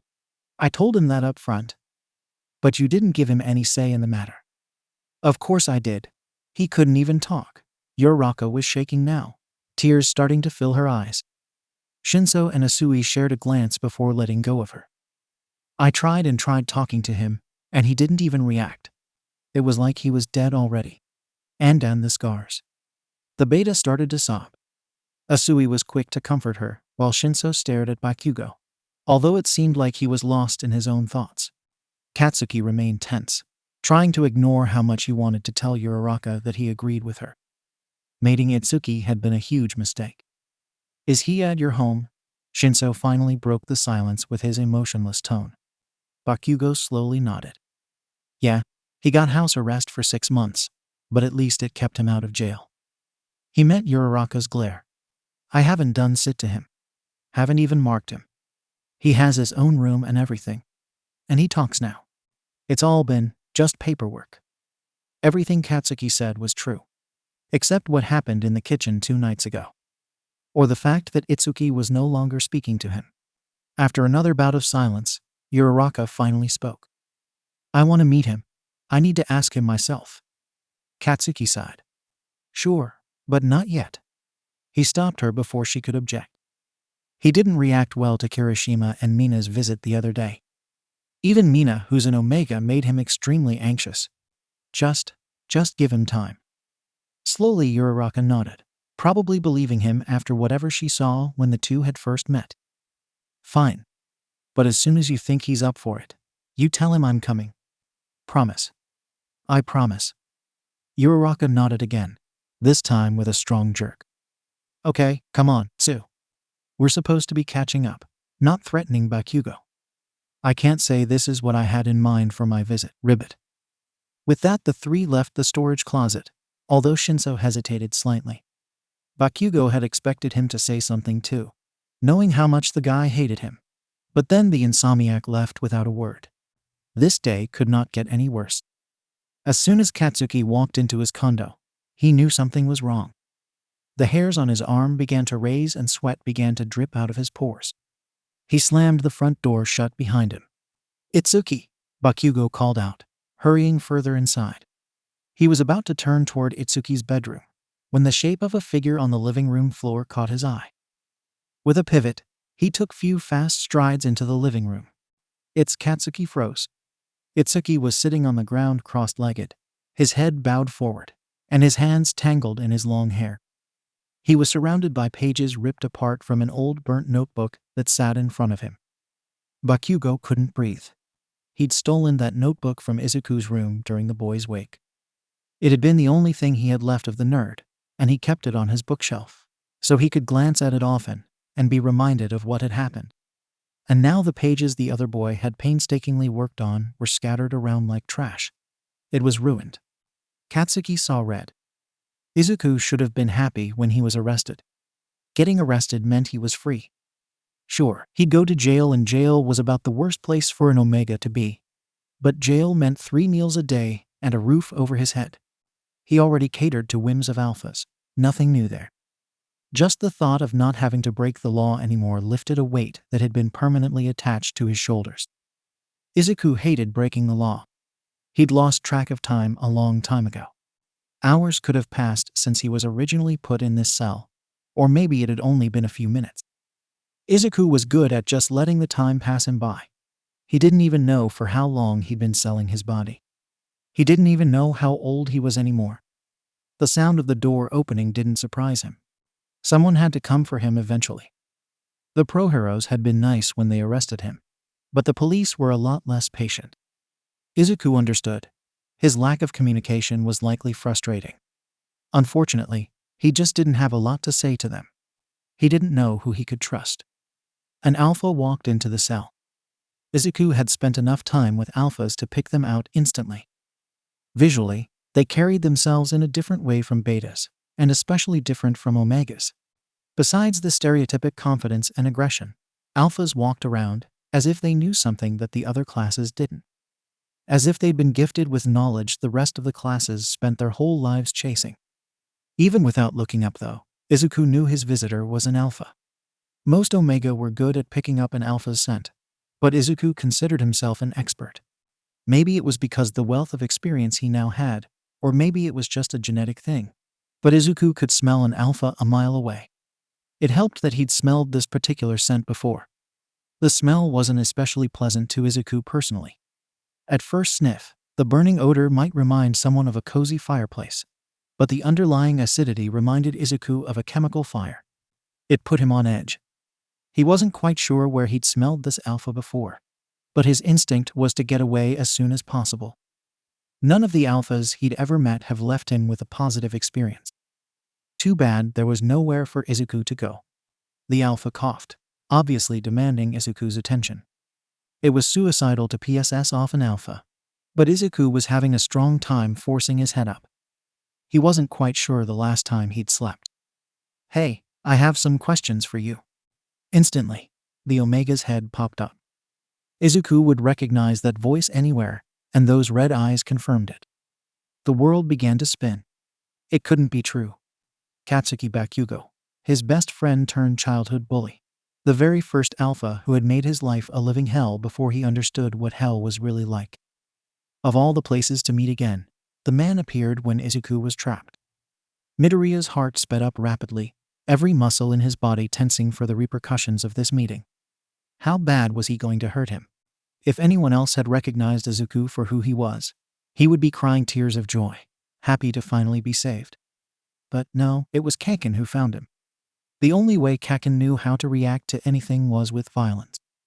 Katsuki broke their eye contact briefly to look him over, and Izuku took his chance to do the same. Kacchan was as perfect as ever. He'd grown up to be even taller than he was in middle school, and Izuku didn't have to wonder too strong if he still towered over him. The years had been kind to Bakugo in other ways too, if the hero costume and muscles visible underneath were any indication. Midoriya wasn't shocked to see he'd become a pro-hero. He wouldn't be surprised if he'd gone to Yua like he'd planned all along. Kacchan's face was the only thing that really seemed the same, and, well, his spiky blonde hair too. Guess he never figured out how to style it. His chin was a little more defined, but the lines of his cheeks were still as angular as ever, and his red eyes were still full of rage. His mouth was currently hanging open, surely about to yell angry questions at Deku. But the alpha suddenly shut it. Izuku continued to stare as the other male walked further into the room, involuntarily flinching as he got closer. No yelling was typically an even worse sign of what was to come. It usually meant Kacchan would let his explosions do the talking. To Izuku's surprise, Bakugou took a step further away. After a brief glance around the room, the other man slowly sat on the ground in the center of the cell. What? Heard you're not the talkative type, but can you tell me your name? The world finally stopped spinning. In fact, it froze completely. What? Well, my name is Katsuki Bakugo, and my pro-hero name is Ground Zero. I worked on your case. Izuku knew who Kacchan was, and, while it was nice to learn his pro-hero name, there was no reason for him to talk like this. Unless Katsuki didn't realize who Izuku was. A different pain than he'd expected engulfed him. How could he not recognize him? Sure, his hair was different, and the creams had made some of his freckles fade, but, oh, right, he was dead. Izuku dropped his gaze to stare at his lap. That's why Kacchan didn't think he was Izuku. Izuku Midoriya no longer existed. Do you not have a name? Izuku shrugged. So you do? The Omega shook his head because he hadn't had a name in a long time. Okay, then what do you want me to call you, Strange? Everyone here was obsessed with him having a name. Izuku was so used to the pet names the alphas used when they FC-ed him that he'd forgotten most people had a name all their own. Fine, we don't need to beat around the bush. You know what's going to happen to you, right? You know what they're charging you with? Izuku nodded.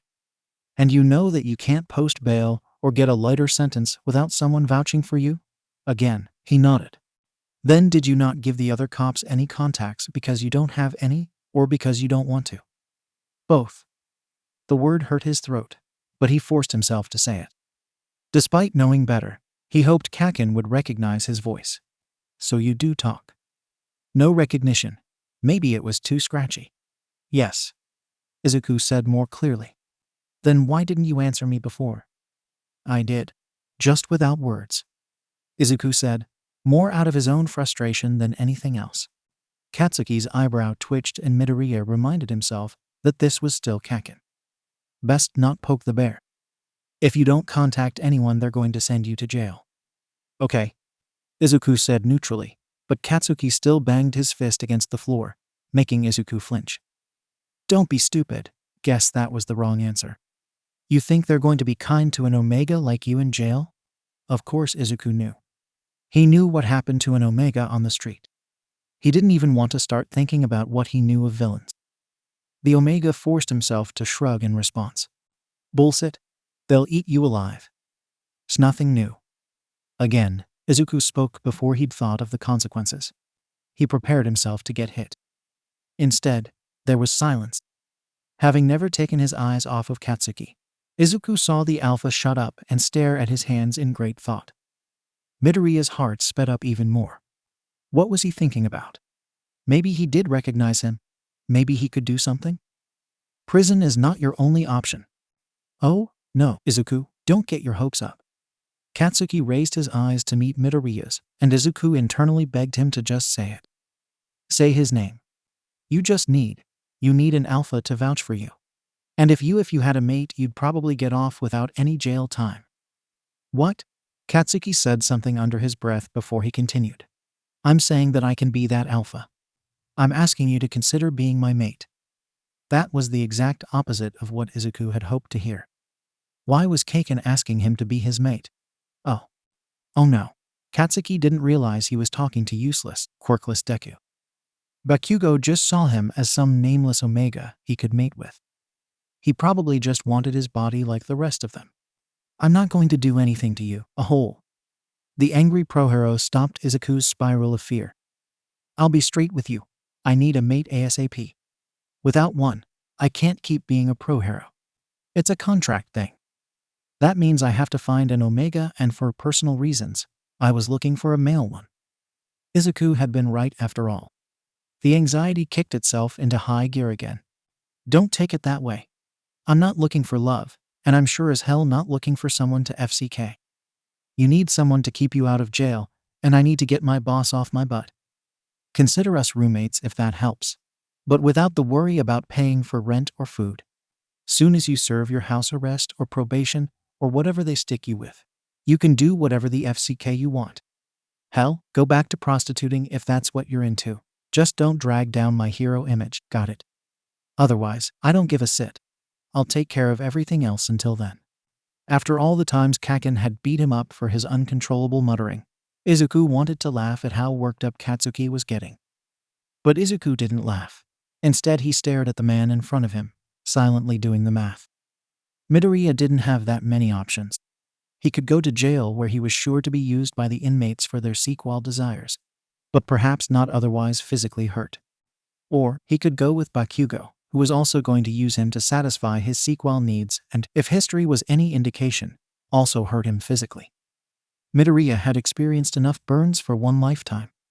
But then again, one alpha wasn't as bad as a jail full of them. What do they say about the devil, you know?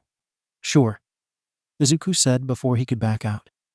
The look on Katsuki's face would have been comical if Izuku wasn't internally freaking out. Sure? As much as Izuku wanted to change his answer to no, he nodded. Slowly, Katsuki made his way to his feet, and Izuku made sure he didn't flinch this time. You're sure? Another nod. Okay then. I'll start filling out the paperwork. Izuku seeked his head to the side before realizing that he wasn't needed to fill it out. Right? They would just assume he agreed considering his circumstances, or maybe because he was an Omega. He nodded with a newfound understanding. Midoriya looked at Bakugou one more time before lowering his head back down onto his knees. What had he just agreed to? Oi, so, what do I call you? I have to put something on the paperwork. Izuku's heart ached. Name me whatever you want. You seem like the type who's good at nicknames. Katsuki left after that, and this was the first time in Izuku's life that he wanted to hear the word Deku. For a while there, Izuku began to think he'd dreamed his exchange with Kacchan. The explosive blonde had never returned, despite the number of meals Izuku had received indicating it had been days. His sentencing trial came sooner than Izuku expected. He couldn't help but to look for Katsuki in the small crowd in the courthouse. Midoriya wished it didn't hurt so much not to see him there. But it wasn't a dream after all, because the judge had called him Katsuki Bakugo. Izuku had been so shocked at how similar the name was to Izuku that his guard had to nudge him to respond. Kacchan had gone through with it. The name made it official. He and Kacchan were mates now. Izuku barely heard his sentence of 6 months of house arrest. Except he did hear it because house referred to Kacchan's house. He was physically stuck with Kacchan for at least 6 months. He was likely stuck with Katsuki forever as his mate. Back in his prison cell, a couple of policemen outfitted him with an ankle monitor and specific instructions on how it worked. Most of it was common sense. Getting further than 300 feet of the address on file would trigger the alarm and, while showers were okay, make sure it didn't get too wet. The beta were kind enough to mention that the alarm wouldn't be turned on for another hour. Izuku wondered how far away he could get in that time. They also left Midoriya with a plastic bag of his belongings. Izuku didn't recall packing anything, but maybe that nice pro hero in the pink had done it for him. It wasn't as if he had a lot in his hotel room. He only kept enough stuff to fit in a backpack at any one time. Looking through the bag, it seemed the female beta had focused mainly on clothes.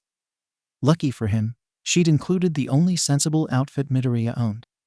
After slipping on the hoodie and sweatpants, Izuku grabbed the rest of his stuff and walked out. He wished the policeman had stayed to walk him to the front desk. As he passed the cells of other criminals, several gave out catcalls and whistles. Imagine if he'd worn one of his other outfits. One would think Izuku would be used to such behavior, but the words they yelled at him made him all but run down the hallway. Izuku had been so focused on getting past the prisoners that he didn't notice Kacchan until he was right in front of him. Oh, you came. Katsuki seemed slightly surprised to see him too. Did you think I wouldn't? Izuku shrugged, even though he really didn't think he would. What's up with the long sleeves? Don't you know it's FC King Summer? It's to cover the scars, is what Izuku wanted to say.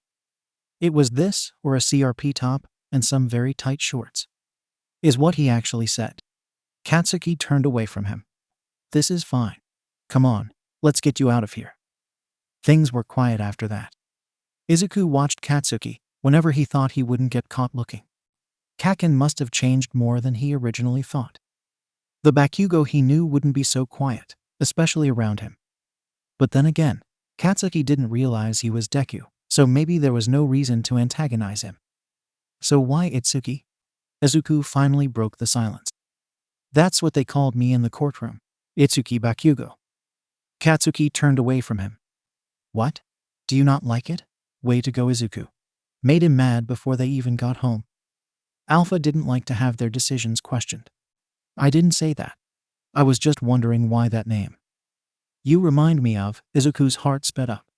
Do you recognize? You remind me of a tree. Guess not. Izuku felt himself deflate. He really had to stop getting his hopes up. A what? He finally said aloud. A tree, idiot. Your hair is brown, and your eyes are green. You're like a FC King tree. Huh. Izuku hadn't really thought about his appearance in a long time. That's right, the last color he dyed his hair was brown. Maybe he did look like a tree. Midoriya started to laugh quietly. I guess you're right. I've never noticed before. Itsuki smiled, but he never could smile like he used to. He was so different now. Perhaps a new name was needed after all. Itsuki is a nice name. Katsuki crossed his arms while grunting, and Izuku no Itsuki was his new name. Kept his mouth shut for the rest of the ride. The car pulled up to a luxurious-looking building that could have either been full of apartments or condos. Knowing Kacchan, it was likely condos. Itsuki was careful to keep his distance, while following Katsuki inside and up the elevators to one of the higher floors. In his head, Itsuki calculated how many floors he could travel down before his alarm triggered. Itsuki worried that he'd made a severe miscalculation. He had been sure Kacchan wanted him because of his body. Why else would he ask for a WHR like him to be his mate? But Katsuki had refused to claim him that first night, despite Itsuki's giving him his consent. Kacchan was the only alpha to have ever received such permission, even if he hadn't asked for it. The unexpected denial left Itsuki uneasy. Itsuki woke up every day expecting today to be the day Katsuki claimed what was his, unable to believe the pro-hero was truly content with just being roommates, as he called them. But no, besides meals, the two never interacted. Kacchan never brought up Sek, and he certainly never came to his room demanding something in return for his hospitality. He didn't seem to care that he was spending money on Itsuki, or that he had to cook for the two of them. There were no orders to stay hidden or locked away. Most importantly, Kacchan hadn't so much as touched him, let alone hurt him. The discrepancy between expectations and reality kept Itsuki on his toes. However, Itsuki couldn't help but slowly let his guard down. Talking to Kacchan was as difficult as ever. Each conversation required Itsuki to slowly pull information from his new mate in the form of direct questions. Yet it was fun to compare Ground Zero's answers with those of his childhood classmate. Kacchan still loved spicy food and the colors orange and red. He still liked going on hikes in the mountain. His favorite bands had changed, but the genre hadn't. The change Itsuki couldn't wrap his mind around was that Kacchan had friends. Not lackeys or people hanging on his coattails, but actual friends. Friends who cared enough to give him presents and write jokes about him for the world to see. Friends who showed up unannounced in the middle of the night during the work week. Objectively, Itsuki had liked Kirishima and Mina. The way they spoke so freely and smiled at Katsuki despite his glares was something else. Even though they were obviously toning it down for Itsuki's sake, their interactions brought up a lot of feelings. Of course, Itsuki was happy for Kacchan, but he couldn't help but be jealous too. Itsuki had never had a friend other than Kacchan. Listening to the three stories from Yua, Itsuki tried to imagine what it would have been like if he had attended as well. Would Kirishima and Mina have been his friend too? Kirishima probably. But Mina, Itsuki tried to like her, but her loud and handsy nature brought up too many unpleasant memories for him to be objective. Their visit brought up more unwanted thoughts than just memories. Kirishima and Mina were what mates were supposed to be like. They shared knowing glances, laughed at inside jokes, and seemed to gravitate toward each other instinctively when they moved too far apart. Itsuki hadn't seen an alpha-omega relationship like theirs, except maybe in those ads plastered everywhere by the government. All the alpha he'd met had no problem hurting him, or hurting the omega they left at home just to have a night with him. Is that what love looked like? He used to think that his mother loved his father. But as he got older, he really hoped she hadn't. His father certainly didn't love them. But if mates were supposed to be like Kirishima and Mina, what did that mean for him and Kacchan? A horrible feeling began to fester inside of him. Katsuki may have approached him to be his mate, but Itsuki was too broken to ever be a mate he deserved. As confident and knowledgeable as he acted when it came to sex, Itsuki would be lying if he said he enjoyed it. Every time he let an alpha take him, he let them take a little bit of him with them. There wasn't much left for Kacchan. Even with their distasteful history, Kacchan was a much better person than any of the other alpha he'd interacted with. He deserved a mate, not a placeholder. After stewing on these nauseating thoughts for 2 days, Itsuki finally made a decision. Itsuki would give Kacchan what he wanted, even if it destroyed him. Itsukino, his name was Izuku. He hadn't realized how quickly he'd latched on to that new name, as if it could erase his history to avoid Katsuki by any means necessary. Izuku hadn't imagined that Kacchan would ever admit to his cruelness as a child. Yet, hearing Bakugou talk about their past, while uncomfortable, wasn't what led to Izuku's current downward spiral. It was how he talked about it. Katsuki, Ground Zero Bakugou, was not the Kacchan he knew. Kacchan wouldn't have looked so pained explaining how he used to bully Deku. He would have encouraged the behavior like he did in their classmates. Kacchan wouldn't have muttered the words, "Take a swan dive off the roof," with such guilt. He would have thrown the words in Izuku's face like it was a common pleasantry. Katsuki couldn't be sorry for what happened. He couldn't. Because if he did, then there had been someone Izuku could have come back to. There would have been someone who still remembered him. Kacchan had said he loved Izuku. Not the Izuku he was now. Katsuki loved the Izuku he remembered. The idealized version he'd built in his head. There was no way he loved the Omega slot he'd named Itsuki. But what if Izuku had gone back before he started selling himself and never become Itsuki? Did Kacchan love him back then too? Would he have wanted Izuku at that time? Maybe he could have stayed with Kacchan back then. Or maybe Auntie Mitsuki could have given him a home until he got a job. Maybe he would have never known. No. Izuku couldn't think like that. He couldn't think about what could have been. It only made him think about what did happen. Izuku had made his decisions. He couldn't go back. He'd die before he went back. Izuku was unraveling. He was well acquainted with the feeling. But this time it felt like he'd never pick up all the falling pieces. He hadn't slept in the last 24 hours, and now he was approaching 48. Katsuki had been gone for work for several hours before Izuku finally considered it safe enough to sneak into the kitchen. After grabbing some 2-day-old leftovers, Izuku sat himself on the couch. He picked at the food, staring at the room with unseeing eyes. He needed some kind of distraction. Anything. Izuku glanced at the television, but thought better of it. He should go back to his room sooner, rather than later. Izuku glanced at the bookshelf and sighed. He used to love to read, but he couldn't remember the last time he'd had a book in his hands. Leaving his half-finished food on the coffee table, Izuku stood to examine the titles. Izuku hadn't forgotten how smart Kacchan was, but the variety of titles was impressive. From classical Eastern and Western literature to popular bestsellers, there was little to want for in terms of diverse interests. As Izuku fingered each book spine, his fingers stopped on a notebook stuffed between 2 larger novels. Curious, Izuku pulled it out and froze. Hero analysis for the future 13, it wasn't possible. The notebook trembled in Izuku's hand. He'd taken it home that day. He'd put it on his desk to rescue later. But it was burnt like his, warped with water too. Izuku slowly flipped through the pages made practically illegible because of the water stains. Why did Kacchan have this? Why would he keep it? Izuku fell to a sitting position on the floor, still flipping through the pages. How long had it been since he'd written this? Finally, he hit the last page with anything written on it. All Might's signature spanned 2 whole pages. Without power, can one become a hero? No, I should think not. Izuku ripped out the right page of All Might's signature. Then the left page. He continued to rip out page after page of the detailed drawings of heroes that never came to rescue him. Heroes that never even knew he'd existed. All Might had been right.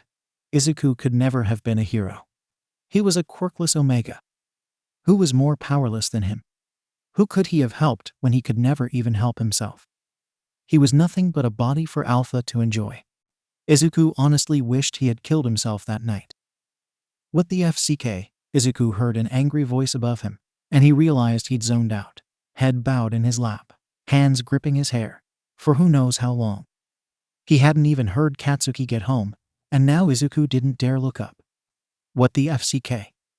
At the last word, Izuku was lifted up by the hood of his hoodie and thrown into the bookshelf behind him. It rattled under his weight, knocking over the picture Izuku had studied on his first night at Katsuki's. Bakugou wrapped his hand in the fabric of the neck of Izuku's hoodie and lifted him inches off the ground until they were eye level. Pure rage shone in his mate's red eyes, and Izuku shut his own eyes tightly, bowing his head in preparation for the blow to the skull that was surely coming. What the FCK did you do? It was unclear if the order was intentional or not, but even without being marked, Izuku felt the words fall out his mouth without his consent. I ripped up the notebook. This time Katsuki threw him into the desk, the sharp corner hitting Izuku's side strong enough to make him gasp in pain. That was going to leave a nasty bruise. A smoking hand grabbed his shoulder and flipped him onto his back, leaning him over the surface of the desk. Do you understand what you've done? Bakugou growled, but a quick glance revealed angry tears in his eyes.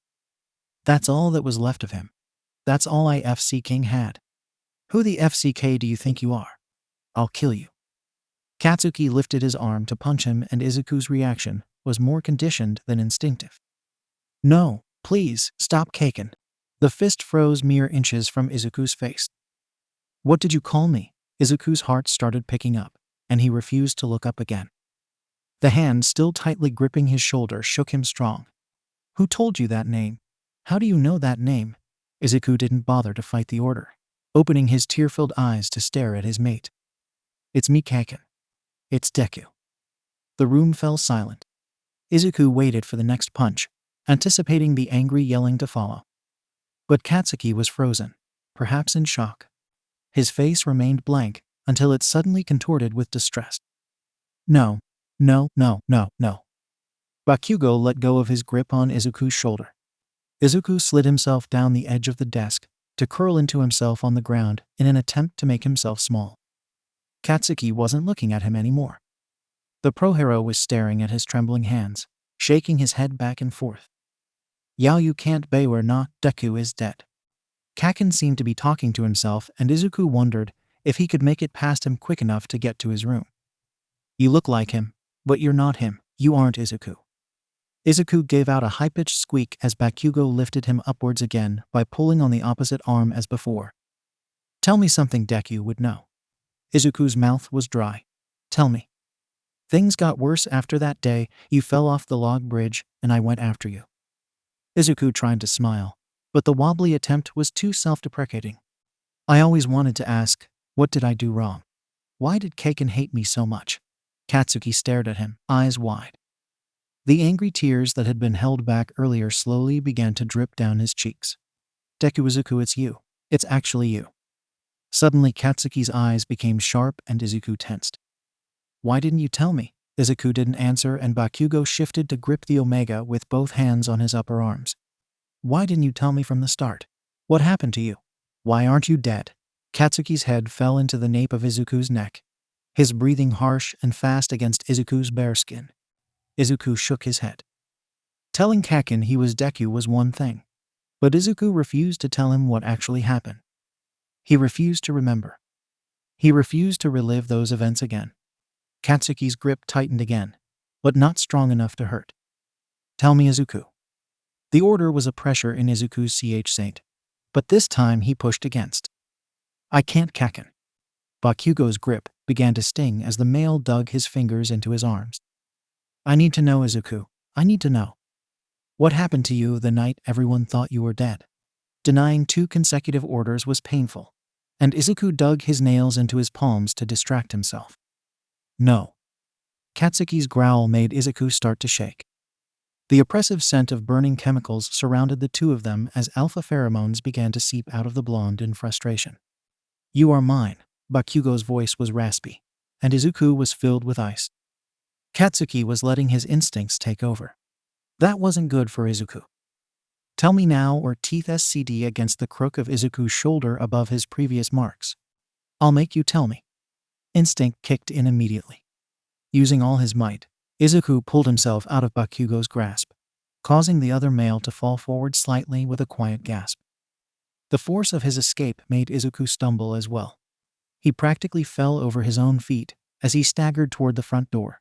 But Izuku had to get away. House arrest or not, Izuku had to get out of there. This wasn't how he would be claimed. He wouldn't let Kacchan mark him. Not like this. "Izuku, wait!" Kacchan's voice sounded normal again, pleading even. But Izuku was already at the door. He was almost free. Izuku tore open the door as soon as his hand reached the handle and froze.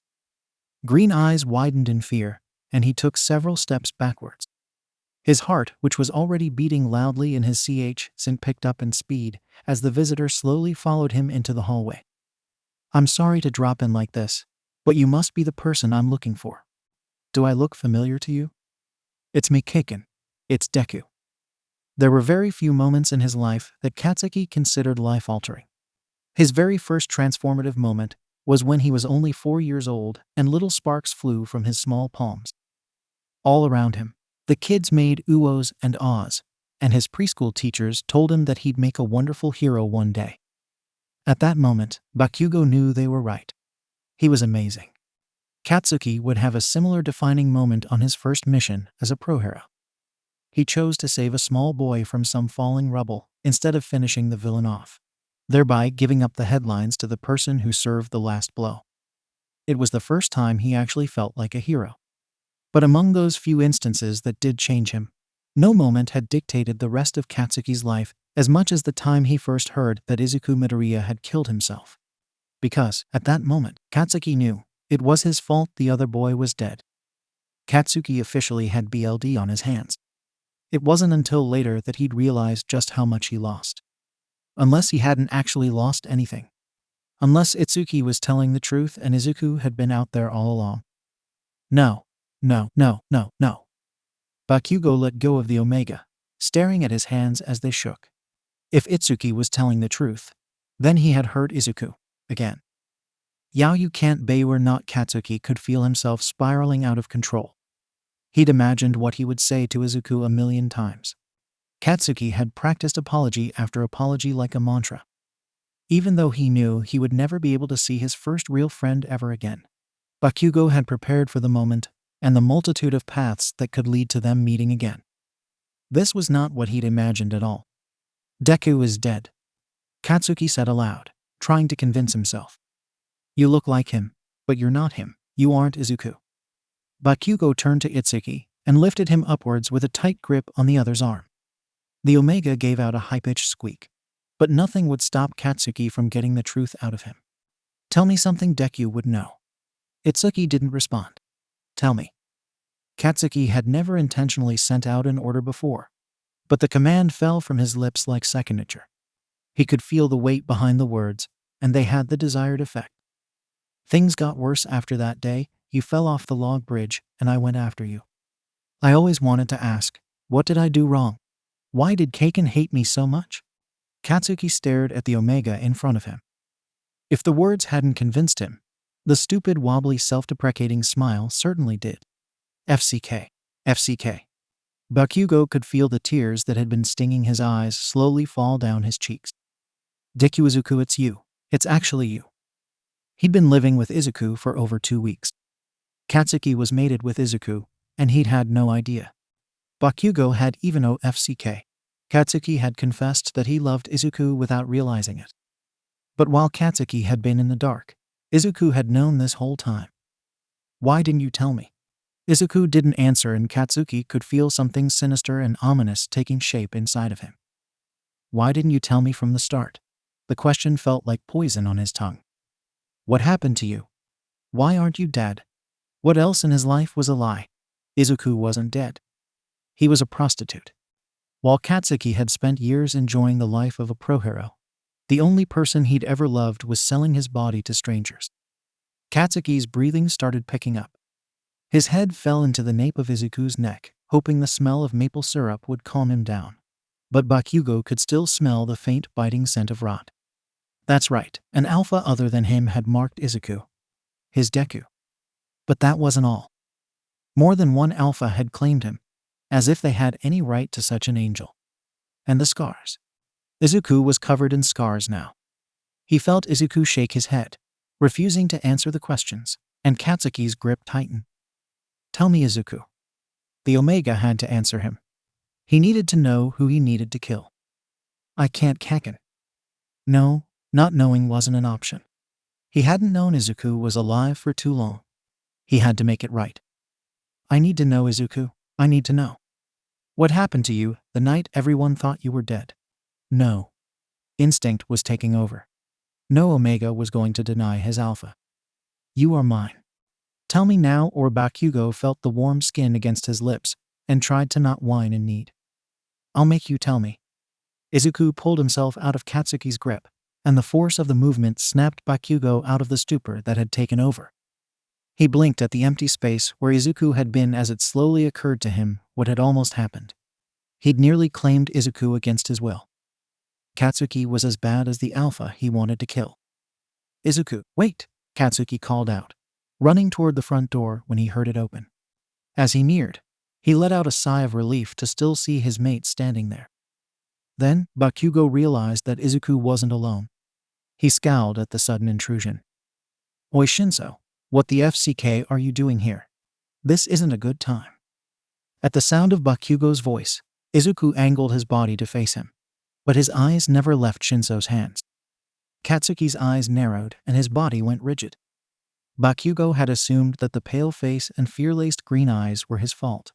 But Izuku's attention was entirely focused on Shinso, as if he were the bigger threat. Izuku hadn't been exactly comfortable around Mina and Kirishima, but he certainly hadn't acted like this when they visited unannounced either. Something was wrong.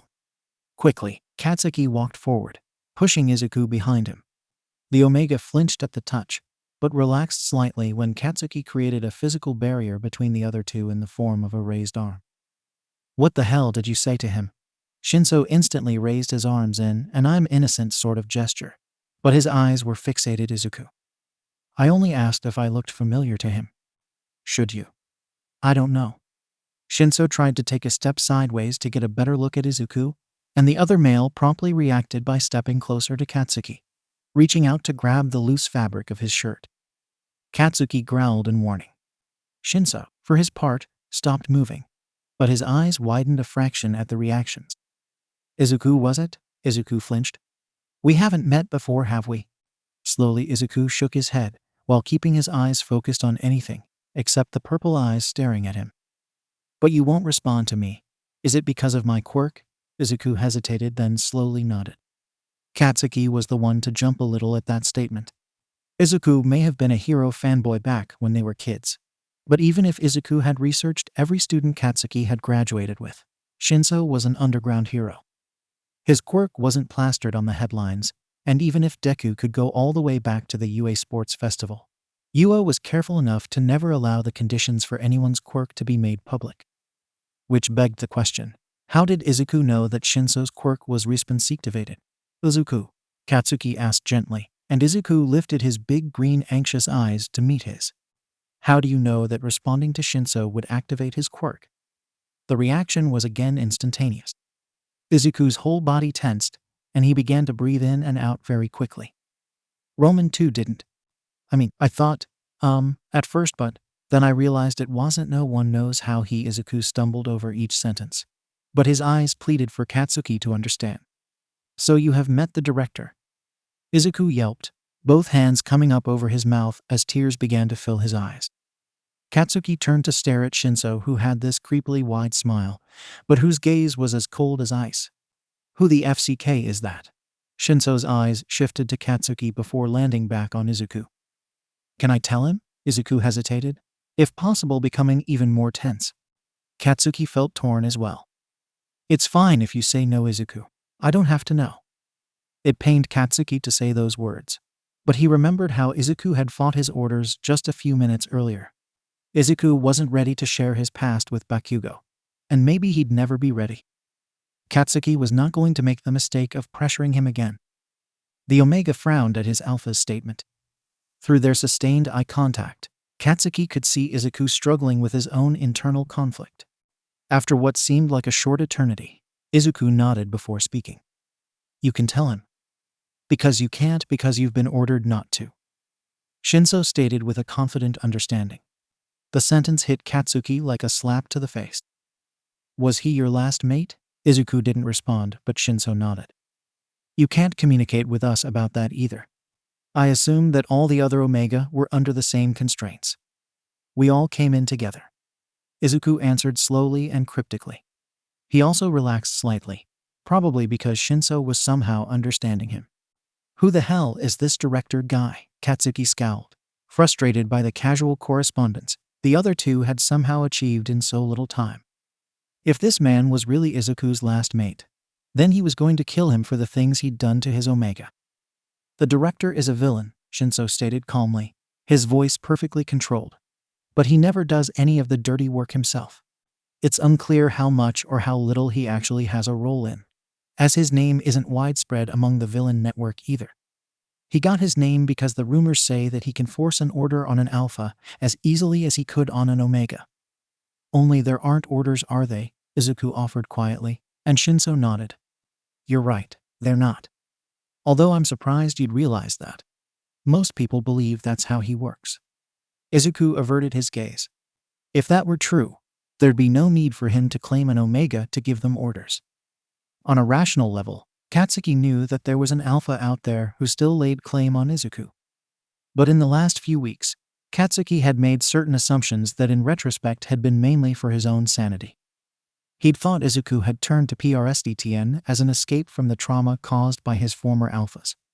Bakugou had been shocked by how easily Izuku seemed to take lead in any situation, only reacting adversely when others caught him off guard. Or someone, i.e., Katsuki, tried to mark him. It oddly made sense to Katsuki that Izuku would choose to sell his body, if that meant he could finally have control of it. But Katsuki's first thought, the one that had jumped out at him, reading the police's description of the male Omega, had been right after all. Izuku had been trafficked. Then you didn't respond to me earlier because you didn't know how the quirk worked. Izuku nodded. I didn't want to take any chances. Sorry. I didn't realize you weren't. Wait, Katsuki interrupted, the thought finally occurring to him. Why the FCK did Izuku think you were this director a hole? Because he's my father. Izuku didn't react well to that new information. After giving a high-pitched squeak, Izuku quickly moved his entire body behind Katsuki and brought his arms up to protect his head, as if expecting some attack. Shinso frowned, glancing at Katsuki as if asking for some help. Relax, Izuku. Shinso's a pro-hero at my agency. He's not going to hurt you. Izuku hesitated before embarrassment filled his green eyes. His posture relaxed, and he stepped away from his Alpha, although he focused his gaze on the floor. Sorry. It's fine. I'm used to being seen as a villain. Shinso responded nonchalantly, but the strong look in his eyes conveyed a lot more opinions on the matter.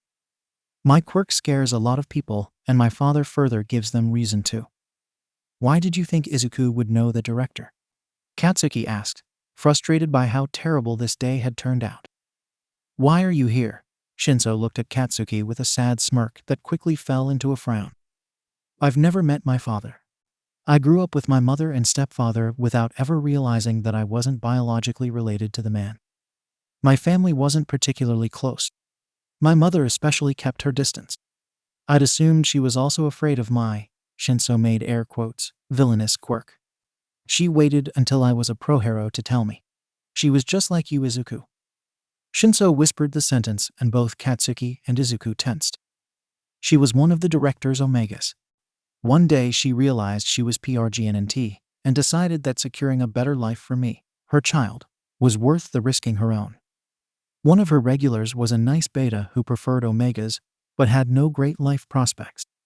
He worked a menial job, wasn't good with words, and, frankly, wasn't especially attractive. She was able to convince him that she'd fallen in love with him and that she needed him to save her and her baby. And my stepfather did. Shinso smiled. My mother thinks he spent a small fortune to set up this elaborate plan to get her out of there, when he probably could have just walked out with her after erasing the claim. Thanks to him, she took on a new identity and started a new life. They even fell in love for real. She thought everything was over until my quirk came in. Shinso sighed. I had thought she was afraid of me, but she was afraid of the person I reminded her of. Based on Izuku's reaction, we must also look very similar. He looked to Izuku, who hesitantly nodded. Ever since then, I've been trying to find information about the director. I usually try to take part in any mission concerning Omega PRSTTN, but I was undercover for another mission until 2 days ago. When Uraraka brought it up today and Katsuki told me you'd be here, I had to take the chance. Suddenly a feeling of dread settled in Katsuki's CHC. And now what are you going to do knowing Izuku knows him? Katsuki growled. He apparently can't speak about it, so how does that help you? Shinso nodded. You're right, he can't speak about it. You mentioned not claiming him yet, so those orders are going to be nearly impossible to circumvent. However, the fact that you haven't claimed Izuku provides us with a unique chance to penetrate the director's defenses. Katsuki's control snapped. Hell no. He yelled, unfortunately causing Izuku to jump. Katsuki grit his teeth and lowered his voice, but he was still seething. You want to send him back there, like he's F-seeking bait. Izuku began to shake and Katsuki felt vindicated in his reaction. There was absolutely no way, no F-seeking way he'd let anyone take Izuku back to that hole. They would have to kill him first, and Ground Zero wasn't going to make that easy on them. Based on the information I've gathered, many of the Omega who leave for one reason or another end up back with the director. My theory is that there's an order of some sort in place in the scenario that the Omega escapes. Unless the Omega gets a new mark, or is otherwise restrained, they feel compelled to return. The two pro-heroes looked to Izuku, who cowered under their stares. He bit his lip instead of responding, but the turmoil in his eyes confirmed the theory. If Izuku can't tell us where the director is, then we let him return, leading us to him. No. Shinso sighed. I understand your concern, but Izuku wouldn't be alone. I've been looking for the director for nearly 5 years, and this is the first time I found someone who could confirm his identity, let alone lead us to him. We have no clue how many people work for him, and he certainly has more Omega trapped with similar orders. This is bigger than just Izuku. I don't F-seeking care. Izuku has been through enough, and there's no way in he, Kacchan. Katsuki froze at the word, still unused to hearing it again. I want to do it. Katsuki spun to look at Izuku. All the fearful and anxious posturing had disappeared, and the Omega's eyes were full of quiet determination. Izuku, you don't have to, I want to. Izuku turned to Shinso. If there's a way I can help someone, I have to. FCK, of course. Deku had to be as heroic and self-sacrificing as ever. Some things never changed. Katsuki closed his eyes and counted to 3. Fine. But we pull out all the stops.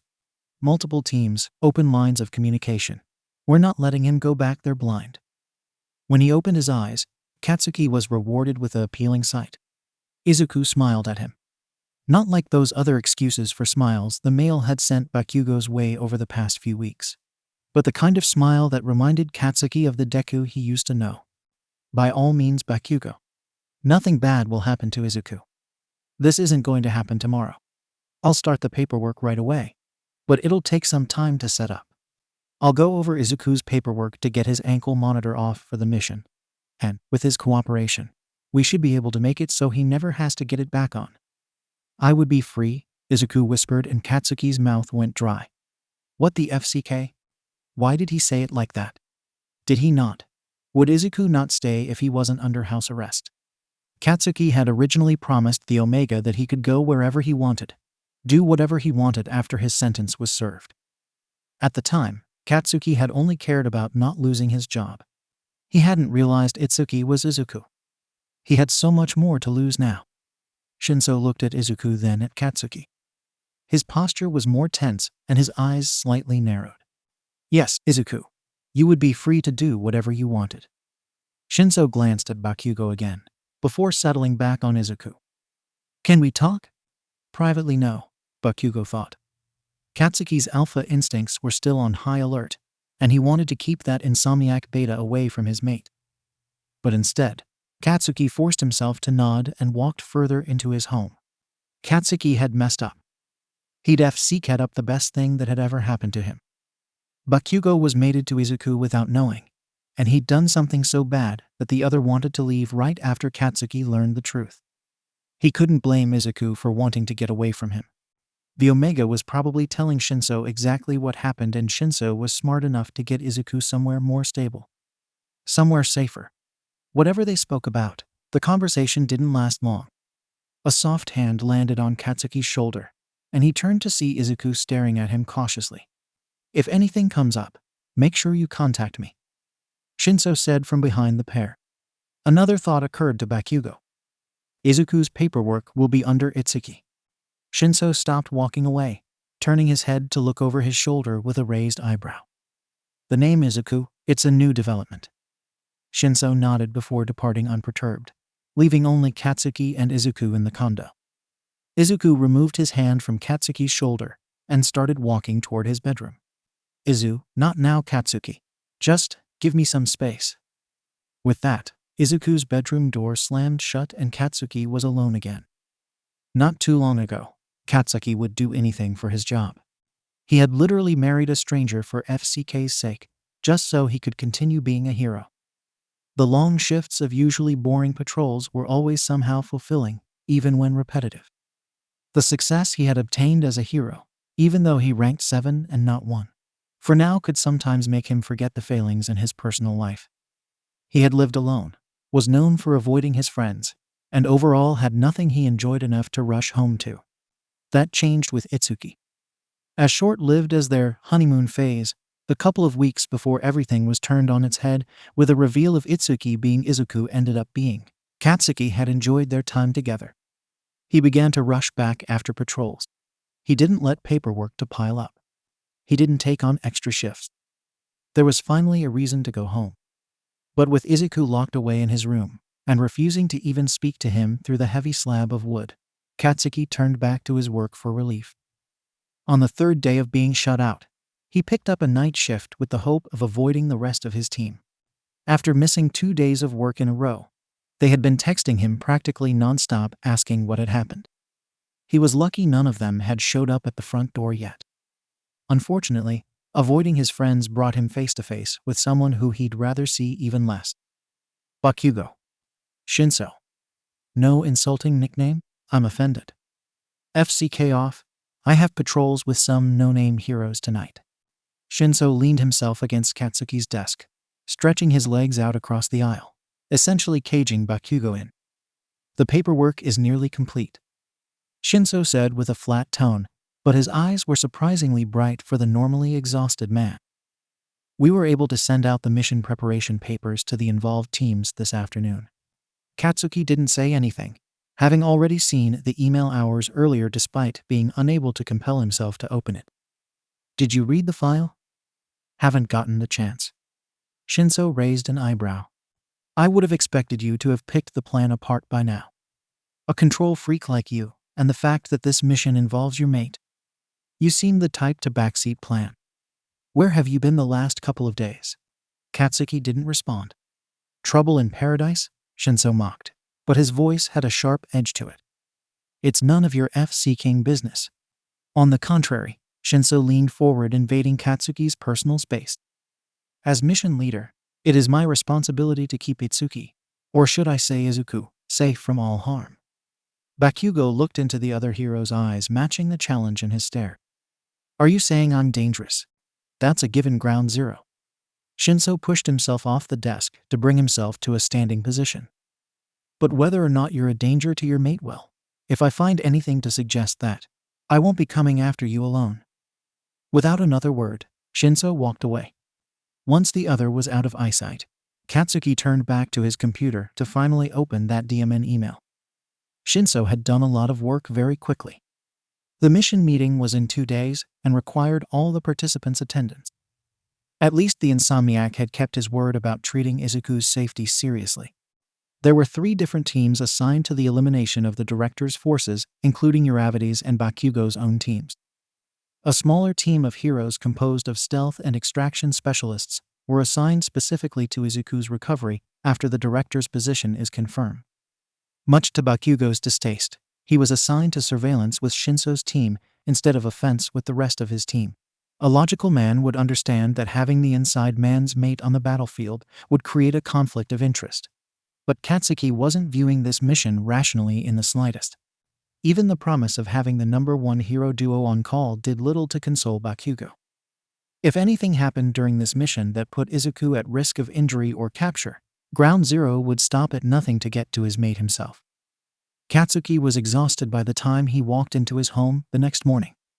The night shift in conjunction with the constant stream of anxieties concerning the upcoming mission had left him without the energy to exist as a functional person.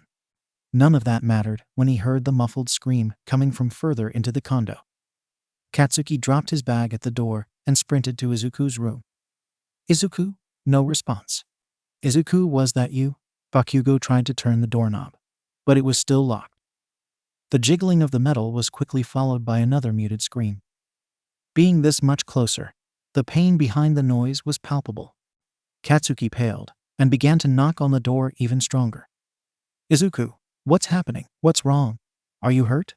"FC King, open this door before I FC King break it down."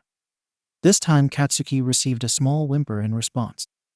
The quiet sound made him hesitate. Izuku had made it very clear that he didn't want Katsuki to bother him. He'd asked for space. Bakugo had respected his wishes up until this point because he wanted to show the Omega that he could and would put him first. But how was Katsuki supposed to not see him now, after hearing all that pain? Izuku was obviously hurt. The need to protect his mate overwhelmed his other concerns. A small and well-controlled explosion near the doorknob destroyed the lock, but it still required Katsuki to use all his weight on his shoulder to ram the door open. Immediately, Katsuki was hit with a wall of scent. In a way, it reminded Bakugo of when he'd first met Izuku in his jail cell. Except, where he had been met with the disgusting sense of other alpha then, he was now overwhelmed by the sickly-sweet scent of an Omega in heat. Katsuki quickly brought his fingers up to pinch his nose, but it was too late. The pheromones clung to him like slime, and Katsuki was further reminded of how he once described Izuku's scent as sticky maple syrup. Bakugo was briefly amazed that he hadn't smelled the scent before now, but vaguely remembered that most modern buildings made scent-trapping rooms for this very reason. The last thing anyone needed was a passing alpha to catch a whiff of a neighbor's Omega spouse in heat. The room was a disaster. Blankets and pillows Katsuki had never seen before were arranged in what looked more like a kid's fort than a nest shape. Empty granola wrappers, food replacement shakes, and other cans that Katsuki didn't recognize littered the floor, surrounding an overfilled trash can. Briefly, he realized that all these items must have been among the items Mina had bought for Izuku on that first night that the Omega agreed to be his mate. Quickly, Katsuki's attention returned to his main concern. The image of Izuku would be seared into his memory, despite how quickly he averted his eyes. Izuku was covered in a sheen of sweat and tangled in a cloyingly thin sheet in a way that almost seemed intentional. The piece of cloth wrapped around his body covering most of the Omega's scars, while still accentuating the natural curves of his thin figure. Thankfully, the other man's groin was among the areas covered, but the sheet did little to hide the throbbing CCK beneath it. As SNSL as Izuku's body was, however, it was his face that sent a fire past Katsuki's stomach. Brunette hair splayed out to one side as Izuku turned to look at his visitor. He was gripping a pillow tight to his Saint, the top of which looked damp at the spot where Izuku smothered his mouth into it. A rosy blush had settled across his cheeks, making Katsuki wish that Izuku still had his smattering of freckles to see how the two would interact. But it was ultimately his mate's eyes, green oceans filled to the brim with pure lust, that almost made Katsuki jump on top of him to take him now. Almost. Despite the poignant scent of Omega in heat and the telltale signs of a rut trying to take control of him, Katsuki forced himself to remain in control. Heat or no heat, Izuku had been angry with him, and he didn't seem the type to be into hate sec very much. Izuku's eyes pressed shut as he dug his face into his pillow to scream once more. The sound brought Katsuki back to the matter he'd busted in to correct. FCK, what's wrong with you, Izuku? The Omega whimpered. Katsuki waited for a reply, but got none. It occurred to him that Izuku may be too lost in his heat, or the pain to talk to him. FCK. Katsuki was at a loss. He was no expert when it came to heats by any means, but Ceased had taught him that, other than an Omega's first heat, they should be painless. Most Omega were usually able to carry about their day like normal. On mild heats, Mina had even come into work covered in heavy-duty pheromone blockers. Gyro had explained it to Katsuki that being in heat was like being as horny and sex-driven as an alpha in a rut. Only there was also a longing to create a nest for children who did not exist yet. She said she took off work, not because the heat was debilitating, but because any distraction, including constantly thinking about sex or about starting a family, was dangerous in their line of work. So why the hell was Izuku literally writhing in pain? As much as it distressed him to do so, Katsuki walked out of the room. Behind him, he heard a slight whimper of protest that made guilt sit heavy on his CHC. First, Bakugou ran to his laptop, searching the key terms heat, painful, within a variety of phrases. Unfortunately, they all spewed the same nonsense that he'd learned in Sec Ed. None of them mentioned pain, and none of them could provide any advice for his situation. Who knew the internet could fail him? His next line of thinking was that maybe this was a male Omega thing. With male Omegas being so rare, however, the websites Katsuki checked usually gave the same one-liner about male Omegas have similar experiences to their female counterparts. Yeah, that sure seemed like the FC King case. Eventually, Katsuki caved and called Mina. Bakugou, are you okay? Who's dead or dying? Katsuki never called anyone, meaning his phone call indicated something truly bad must have happened. Are heats supposed to be painful? There was a beat of silence before a quiet gasp. Is Itsuki okay? No, he's not FC King okay. He's writhing around on the bed screaming in pain. Because of his heat? That's what it seems like, Bakugou growled, growing more frustrated by the second. He otherwise looked unharmed, but he's too out of it to respond to me properly. Maybe you should call an ambulance. Katsuki ran a hand over his face, having already considered this suggestion. What if he freaks out when they try to take him away? Izuku was known to flinch and shy away from others, even when cognizant of his surroundings. Katsuki could only imagine how he would react if some strangers showed up while he was in this condition. Do you think it's a male Omega thing? I already tried to look that up, but I couldn't find anything specific. Well, maybe you have to call a male Omega. The floor fell out from beneath him. Hell no. I don't know what else to tell you, Bakugou. You don't have many other choices. Down the hallway, Katsuki heard another muffled scream, this time followed by quiet sobbing. He took in a shuddering breath. Fine, he said through grit teeth, quickly hanging up on Mina, who hadn't really helped that much. Katsuki thought of his options of who he could call. While he had Lemillion's phone number, as did everyone who worked at Plus Ultra at his insistence, Bakugou wasn't close enough to the number one hero, or his spouse Sunator, to ask such a personal question of them. He didn't have that thief's idiot's number. Not that he would ever ask for that a hole's help. Which left him with one last option. Katsuki CLC'd on the contact of his old high school teacher that he hadn't talked to in years. Who's dead or dying? Despite Aizawa speaking in his usual drool voice, Katsuki could hear underlying concern when he answered the phone on the second ring. FCK, he didn't want to ask this. Are your heats usually painful? The silence was soul-crushing. Eventually, Bakugou couldn't stand the stillness any longer. Look, my mate is in a sit-in of pain right now, and I have no FC King clue what's going on. He's too out of it to talk to me. I couldn't find anything online. I tried asking another Omega. And now I'm here asking you if this is just some crazy male Omega thing that no one seems to know about. So either tell me what you FC King know or tell me you don't know sit so I can move on to the next thing that might let me help him. Katsuki's fingers were digging into the palm of his hand by the end of his statement. He felt so stupidly helpless, and he didn't know what he'd do if he couldn't help Izuku. Finally, Eraserhead responded. Has your mate ever taken heat suppressants? Oh sit, Katsuki had forgotten that he had. Yeah, is that what's causing him to lose his mind with pain? A short but painfully stimulating heat is not an uncommon side effect of long-term heat suppressants. Before the drags were outlawed, the medications on the market had mitigated most of the side effects. Unfortunately, that's not the case for the pills you can find on the black market nowadays. However, Aizawa paused and Katsuki tensed in anticipation of whatever the other man was going to say. I can't believe I'm about to ask this of a former student. Why are you not having sex with your partner? Katsuki turned bright red. Luckily, Eraserhead couldn't see him through the phone. Huh? Why the FCK would you ask me that? Aizawa sighed. The side effects worsen as the heat goes on. To reach the pain you're speaking of, he must be nearly done with the heat, and he must never have received any relief in the form of sequel release. A cold hand had a vice grip on Katsuki's heart, while the earlier fire lit by Izuku's enticing state roared back to life in his groin. You're telling me the only way to fix this is to have sex? No, I'm saying that's the easiest way. There was another pause. The fact that you and your partner have not engaged in his heat at all is a concern. Katsuki swallowed thickly before whispering. I don't know that he would want me to have sex with him. Have you asked him? No, we, didn't get a chance to talk about that kind of stuff yet.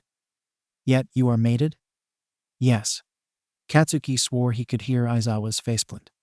Then you'll have to ask him now. I can't, Katsuki growled. He's too out of it to talk. Besides, how would I know if it were the heat talking or him? Normally, I would never recommend this, but you both have put yourselves in this dire situation. Heat or not, your Omega will follow any orders you give him. Order that he answer how he would answer if he were not in heat. The more specific you are, the more you can be sure you're getting the answers you require. The heat should pass soon enough. While sex will provide the most relief, any type of physical contact would likely help your partner. I would hope it goes without saying that you wouldn't do anything he wouldn't consent to if not biased by hormones. Don't call me ever again. A curt beep signaled the end of their call.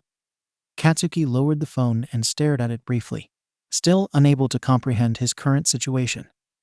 Either he was about to have sex with the love of his life, or he was going to watch him suffer until this heat passed.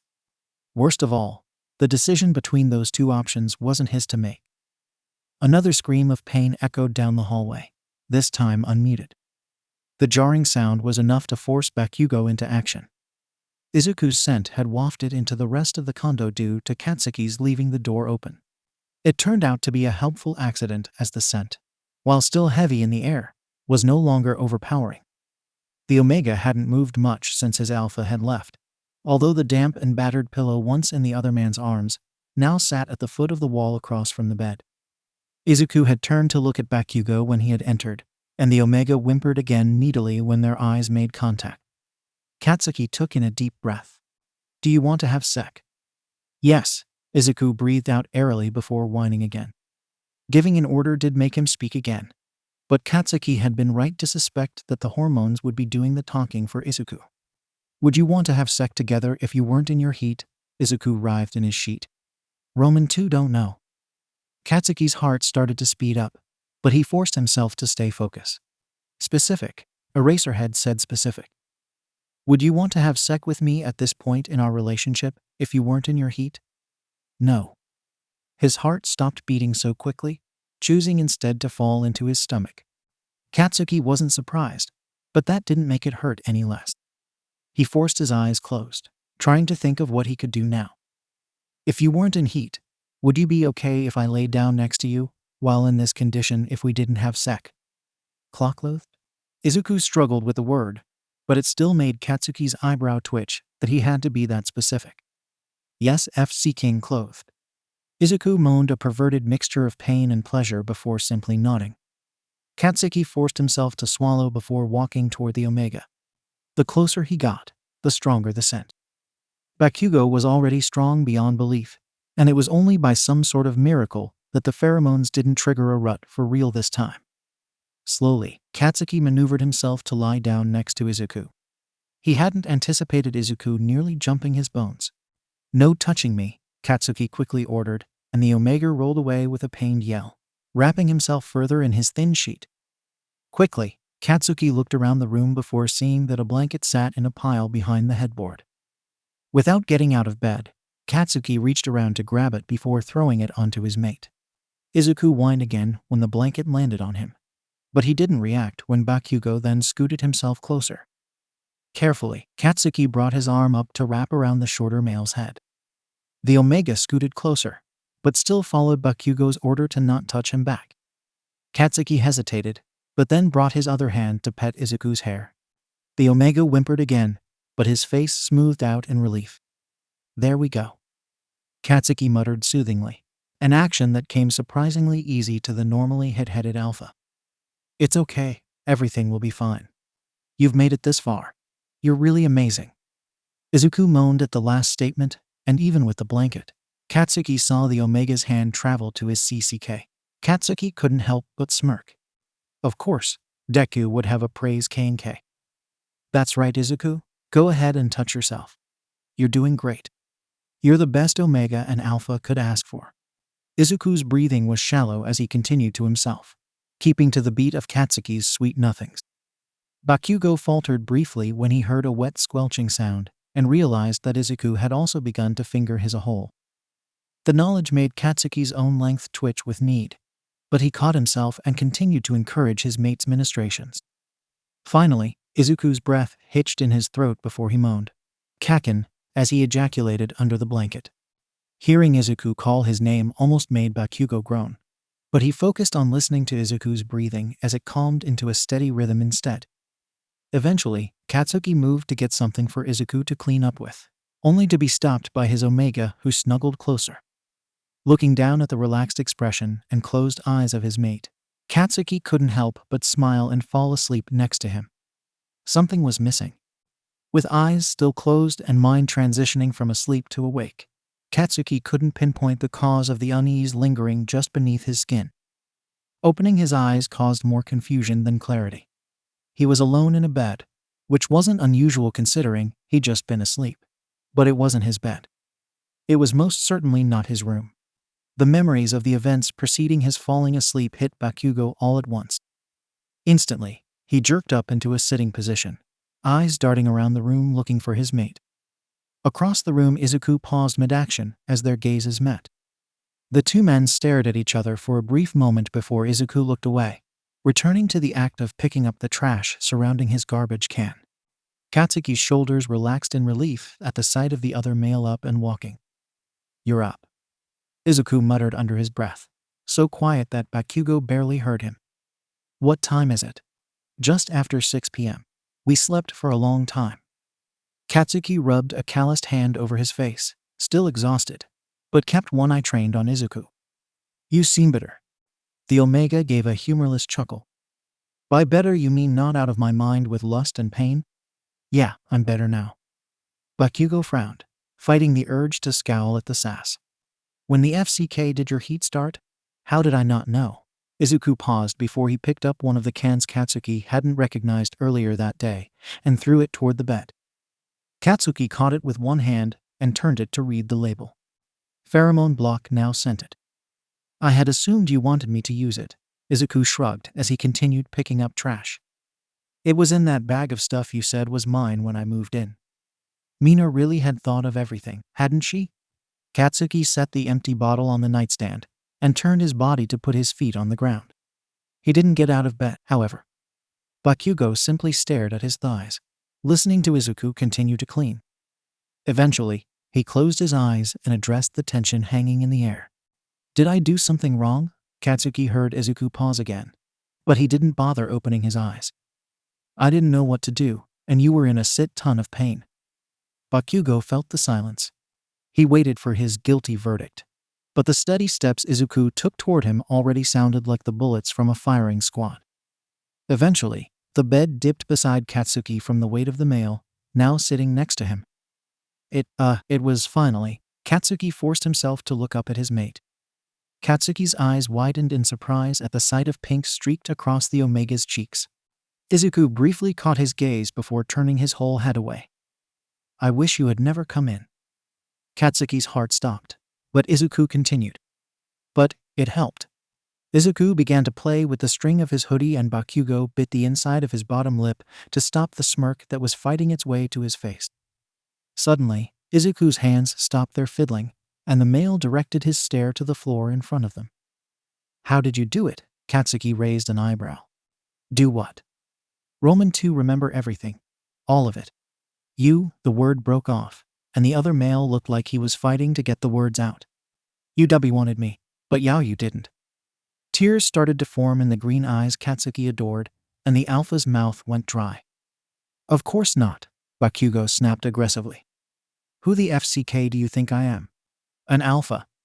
Izuku turned to lock his confused and hurt eyes on Katsuki's. "You're an alpha, and alpha can't control themselves when holes can't control themselves." Katsuki cut off his mate, his eyes steely and words firm. His hand twitched, begging to reach up and comfort Izuku, but he forced it into a fist to avoid scaring the other male. "Izuku," the Omega flinched and Katsuki paused before continuing. "IFC cat up before, with the notebook, with you telling me, it doesn't matter who I am, no one is allowed to hurt you.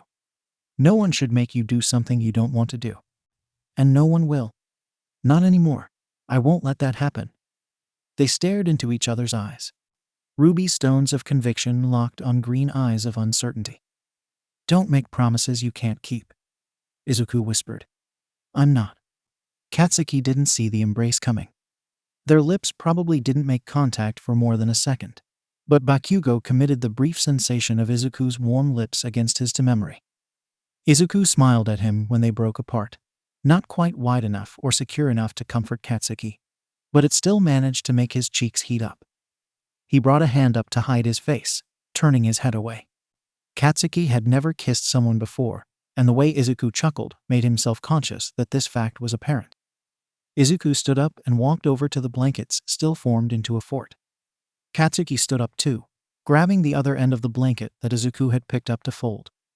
They folded the blankets quietly in a content silence until Katsuki spoke. "The mission preparation meeting will be tomorrow morning." Izuku didn't miss a beat. "I guess I'll be attending that too?" "Yes, we can discuss the details tonight." Izuku nodded, before he tipped his head toward his shoulder on the right side and crumpled his face slightly. "You should probably know what happened. My past, I mean." Katsuki looked up from the blanket they'd finished folding to try to catch Izuku's eyes, but the Omega was looking at the next blanket to fold. "You don't have to tell me." "But what if it helps with the mission?"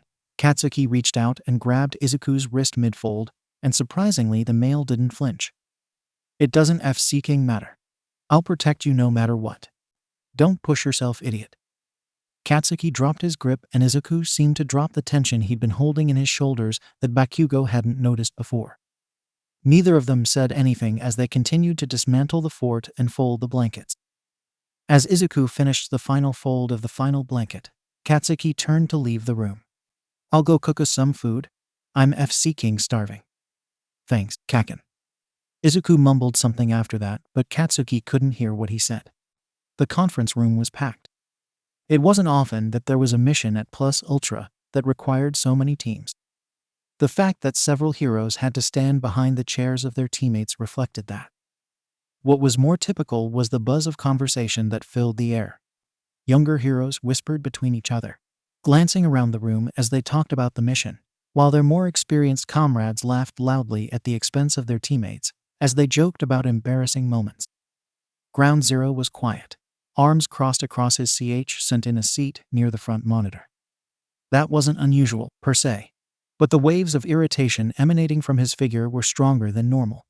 Hidden beside him, even closer to the front screen, was a small figure hiding behind his long brown hair that most of the heroes in the room didn't recognize.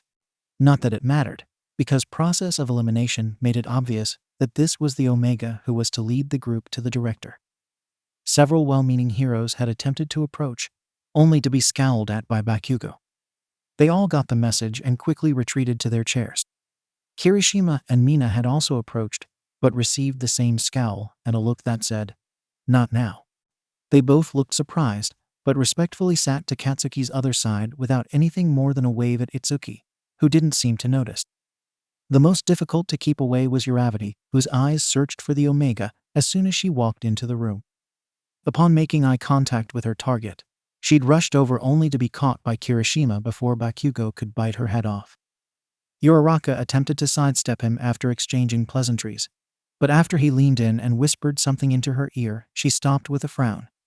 She hesitated a moment longer before nodding and turning back around to find a seat. Katsuki had been protective of Izuku since the moment he'd become a part of his life, but today he was in bodyguard mode. The moment the two had stepped into the building of the Plus Ultra Hero Agency, Izuku had shut down. Green eyes glassed over, his body got stiff, and he watched the movements of every passing person as if ready to fight or run. Katsuki had immediately responded to this change in behavior by raising his own guard and got Izuku to the conference room in record time. Despite the room being empty when the two arrived, Izuku didn't respond to any of Katsuki's whispered questions or offers to get him out of there. Bakugou had already hated the idea of this mission, but Izuku's reaction raised more red flags. Only one person was either oblivious or impervious to Ground Zero's death stare and got near Izuku. "You must be Itsuki." Lemillion's head appeared from inside the table in front of the pair. Predictably, Izuku pushed his chair back with a quiet scream, and his arms came up to protect his head. Katsuki immediately stuck an arm out in front of Izuku to protect him, while sending a rumbling growl toward the man who was technically his boss. Lemillion kept on smiling as he pushed the rest of his body through the table and materialized as a solid once more, taking a seat on the table's edge. "Whoops, sorry about that. Most of the heroes here are so used to my antics that I forget it can be quite the surprise." Mirio laughed good-naturedly. "Let me introduce myself. My name is Lemillion," Izuku said quietly, as he lowered his arms from his face, but still kept them up as if the protection was still needed. "Who doesn't know who the number one hero is?" The number one hero continued to smile, but both he and Katsuki could feel the sudden inexplicable tension that had arisen. "Number one hero duo," Lemillion corrected like he always did, waving toward the door where Sun Eater had just entered silently, like a shadow trying to blend in with the crowd. "Thank you so much for agreeing to participate in this mission with us here at Plus Ultra. Together we will apprehend the villain and secure safety for all those involved." Izuku just barely nodded with his eyes focused on the ground. Mirio in turn hopped off the table, landing to the empty side of Izuku. "It seems the meeting is ready to begin, but it was great making your acquaintance, Itsuki. As we used to say at my alma mater." Mirio raised a fist slightly into the air. "Plus Ultra."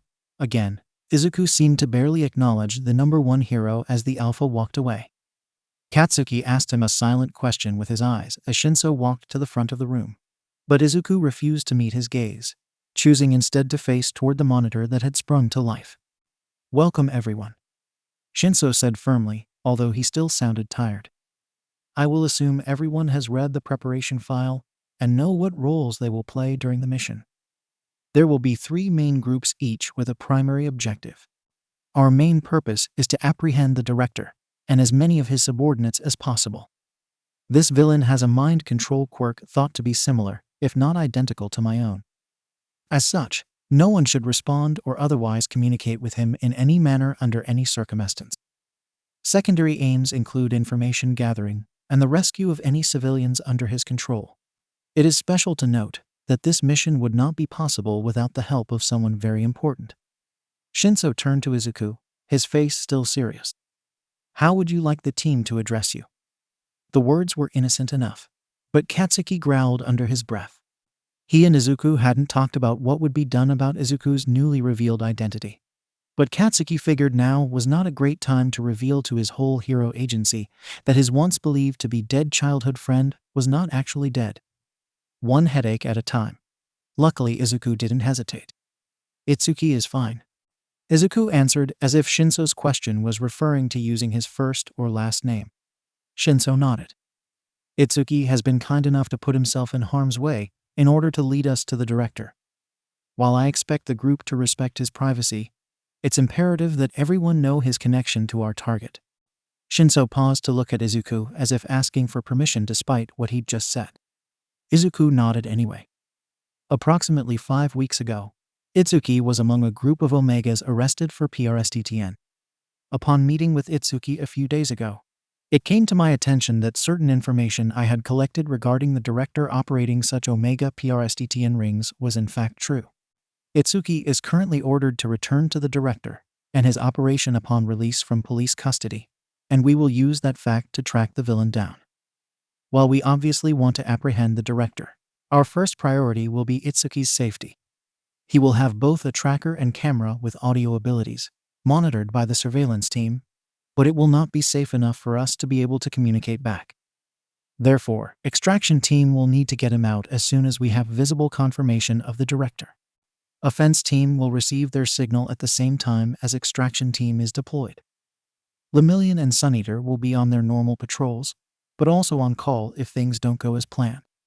We do not have an accurate estimate as to the number of villains we'll encounter, but this may be our one shot at arresting the director who has been an active villain for at least 25 years. We can't let this pass us by. The mission will take place tomorrow. Yes, this is short notice, but of the 5 Omega arrested with Itsuki, we have lost contact with 3 of them. It is assumed that they are already back in the director's control. Furthermore, it has been a month since Itsuki received sentencing, and I have changed his original paperwork to seem like he received the same month of house arrest that the other Omega received.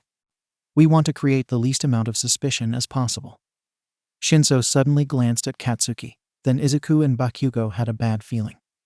Finally, there is one other matter not included in the preparation file that needs to be addressed. Itsuki is Ground Zero's mate. The quiet room erupted with conversation, gasps, and a very audible growl. What the FCK Shinso? Katsuki slammed his palms onto the table, while Izuku shrunk into an impressively small shape in his chair. I didn't agree that you could share that information. Shinso raised an eyebrow as the room continued to gossip. This is an important fact and answers the question as to why you are on surveillance and not a fence with the rest of your team. Shinso cleared his throat loudly, and the room settled down. Ground Zero is not, I repeat, not to leave the surveillance team's van in any shape or form. If anyone encounters him on the field, he is to be restrained and removed from the area immediately. Katsuki crossed his arms, tightening his smoking hands into fists. However, he couldn't help but notice how Izuku seemed to relax next to him. Our meeting has now concluded. The mission begins at 10 am sharp, accounting for the time required for Itsuki to be officially released. Groups should meet at their various positions by 9 am, as if they are completing routine patrols. Once Itsuki reaches a final destination, all groups are to converge on the determined location immediately and wait for confirmation before moving forward. Dismissed. The chatter started up once more. Some groups quickly made their way out of the conference room, while others dawdled. Eventually, the only people left besides Katsuki and Izuku were Shinso, Uraraka, and the rest of Katsuki's hero team. Uraraka was quick to step up to the small group. "Hi there." She gave a happy wave, but her smile briefly faltered when Izuku twitched. I don't know if you remember me, but we've met before. I was a hero on your case." Izuku stared at her, green eyes taking in her hero outfit before blinking a couple of times. His eyes then lit up, and he gave her one of his smiles that always seemed strained. "Oh, I remember you. Thanks for packing a bag for me." Uravity perked up. "It's no problem. I hope I picked out some okay clothes." Bakugou snorted when he remembered his and Izuku's first conversation outside the jail, and Uraraka's glare was deadly. "Do you mind if we caught up for a second? Alone?" Katsuki rolled his eyes, having expected this. He turned to his team, all of whom were also anxiously waiting to talk with Izuku, and started waving at them to follow him away. However, Izuku caught Bakugou's arm as he began to stand, holding him in place. "If it's okay, I'd rather Ground Zero stay close by." Izuku was still smiling, but the strange smile turned especially artificial. Uraraka looked caught off guard, as did the rest of the group. But then she steeled herself with a determined look on her face. "Is Bakugou treating you okay? Do you want to be mated with him? Because if you don't have to be. If there's nowhere else for you to go, you can stay with me and my mate until you can get your footing. Or if you're feeling pressured by Bakugou, you don't have to worry about him retaliate." Suddenly Izuku's hand drifted down Katsuki's arm to intertwine with his hand, and when Bakugou's eyes glanced down, Izuku leaned over and kissed him on the cheek. Everyone in the room froze in shock at the unexpected public display of affection from the seemingly painfully shy Omega. Izuku turned to look at Uraraka, and then turned to look at Shinso who, despite standing apart from the group, was obviously paying close attention. The smile on Izuku's face hadn't wavered. "Kacchan is a great mate," Izuku said simply, before pulling on Katsuki's hand to stand. Bakugou stood, his eyes fixated on his mate in surprise, and he allowed himself to be half-dragged from the room. Behind him he heard quiet laughter, and what sounded like that electrodolt saying, "Kacchan?" But Katsuki would deal with that idiot later. Standing in front of the elevator, Katsuki could feel that something was wrong. The embrace this morning had been one thing, but having their hands entangled in one another's in front of strangers seemed so unlike Izuku. It felt fake, as if Izuku was putting on a show for all the other heroes around them. Katsuki remembered what Izuku had said when Shinso said he wouldn't get the ankle monitor back on after this mission. I would be free? Was this all an act? The hand-holding, the smiles, the kisses. Was Izuku going to leave as soon as he could? Was he going to disappear forever this time? The elevator beeped as it arrived. The couple walked in, and as soon as the doors closed, Izuku dropped his grip on Katsuki's hand. Time went by both too quickly and too agonizingly slow. Before Katsuki knew it, he and Izuku were standing in the waiting room of the police station waiting to get Izuku's bracelet off. They hadn't spoken much the previous day. For once, it was Katsuki who was avoiding Izuku. Bakugou couldn't shake the feeling that their time together was coming to an end. Yet, instead of wanting to make the most of every last moment, Katsuki felt the need to put distance between them now. He didn't know if he could take the heartbreak if he let himself get any more attached. Izuku must have sensed his coldness because he stopped trying to approach him soon after arriving home. He quickly shut himself in his room with his broken door right after dinner and didn't come out until it was time to go the next morning. Once Izuku was called back by the officers, they wouldn't see each other again until the mission was all over. Or maybe Izuku would leave before Katsuki got to see him, and this was their last moment together. A warm hand wrapped across the top of Katsuki's hand. Bakugou turned to look at his mate, and Izuku's green eyes were full of determination. "I'm coming back, Kacchan." Katsuki looked away without a response, but also didn't move his hand. When they called Itsuki's name, Katsuki wished he had said something back. "He's on the move." An excited rookie whose name Katsuki had already forgotten called out too loudly for the size of the van they were in. Katsuki sat next to Shinso, watching the monitors. The camera on Izuku was a little disorienting. It was almost like seeing the world from his point of view, only shorter since it was hidden as a button on his mate's unbuttoned flannel shirt. The cameras on the sides of the surveillance van caught sight of Izuku walking out of the police station, and even from here, Katsuki could see how nervous the Omega was as he hailed a cab. "It'll be fine, Bakugou," Shinso said monotonously as the van started up to follow. "We have him covered." No one was surprised when Izuku's cab dropped him off by the motel Katsuki and the others had arrested him from. What was surprising was the fact that he walked right past it. The van drove halfway down the block before parking as the team continued to monitor Izuku's progress. 2 buildings from the corner, Izuku walked down an alleyway, out of the van's camera's line of sight. The image on Izuku's camera was still clear as he walked to the first door on the left and knocked. The door opened immediately and Izuku stepped inside. In the camera's view, someone appeared. "What are you doing here, sweetie?" A greasy-looking man with SL-Seekhead back black hair walked up to Izuku with his hands akimbo. "You get lost, you cute little Omega?" "Shut it, idiot. He's probably one of the boss." Izuku turned and his camera revealed a much shorter, well-groomed man in a business suit who was now closing the door. "You a returner?" There was no response for a second, but Katsuki realized that the Omega had probably nodded. Bakugou scowled, hoping the idiot wouldn't forget that they couldn't see his physical reactions based on the placement of the camera. He'd been warned to be as vocal as the situation allowed. The businessman came over, close enough to completely block the camera with his CH saying. Katsuki heard what sounded like a loud sniffing sound, and he tensed, instinctively protective of his mate. "This one needs to be scented too. Mark's not that strong. Can smell a bit of another alpha though. You get around in jail, did ya?" The greasy man laughed somewhere in the background, while the business guy backed away. "Come with me," the short man ordered, and Izuku followed instantly. The two walked through the building, coming out of the back room into what appeared to be a convenience store. Izuku turned as he walked, giving the heroes in the van a good look around. Behind the counter, the cashier didn't even blink at their presence. Leaving the store, they walked up to a nondescript black car. Thankfully, Izuku turned so the camera could catch the license plate, and Katsuki heard the rookie behind him scribbling it down quickly. "They're on the parallel street. Start the van, but keep your distance as we trail them," Shinso ordered calmly before turning to a laptop to update the other heroes waiting in the wings. The following drive was longer than expected, which made Katsuki uneasy. Most of the offense heroes were stationed on patrols near the old motel. The further they drove, the more time it would take for them to catch up, even if they left now. Eventually the car stopped, and Katsuki immediately noted a problem.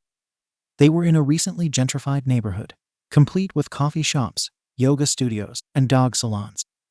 Katsuki had stormed quite a few villain lairs in his time, but he never expected Izuku to be walking toward a high-rise, whose bottom floor was a tapas bar and a gym. Shinso and Katsuki shared a look before Shinso immediately began to pass on the information. An offensive battle was going to be a lot more difficult in this type of setting, especially with all the civilians milling about. Some of the heroes' quirks simply weren't suited for this type of takedown, and Katsuki could be among those included on that list. Izuku's camera caught the businessman pressing the number for the 23rd floor, close to the top of the building, but not quite the penthouse. Another concern for the extraction team. Katsuki dug his nails into the palms of his hands when the elevator doors finally opened. Directly opposite from the elevator was a single wood door with a video intercom system to the left. Through Izuku's camera, they saw Izuku being displayed on the intercom screen. His face was blank, but his eyes had a visible twinge of distress. He must have realized how difficult this location made things for the heroes too. The businessman didn't do anything, but after a few seconds the sound of heavy bolts unlocking rung through the hallway and through the camera's audio. It took a strong push from the villain to open the door enough for him and Izuku to fit through it, and an even stronger push to close it behind them. Once again, Izuku provided the heroes with a sweep of the area.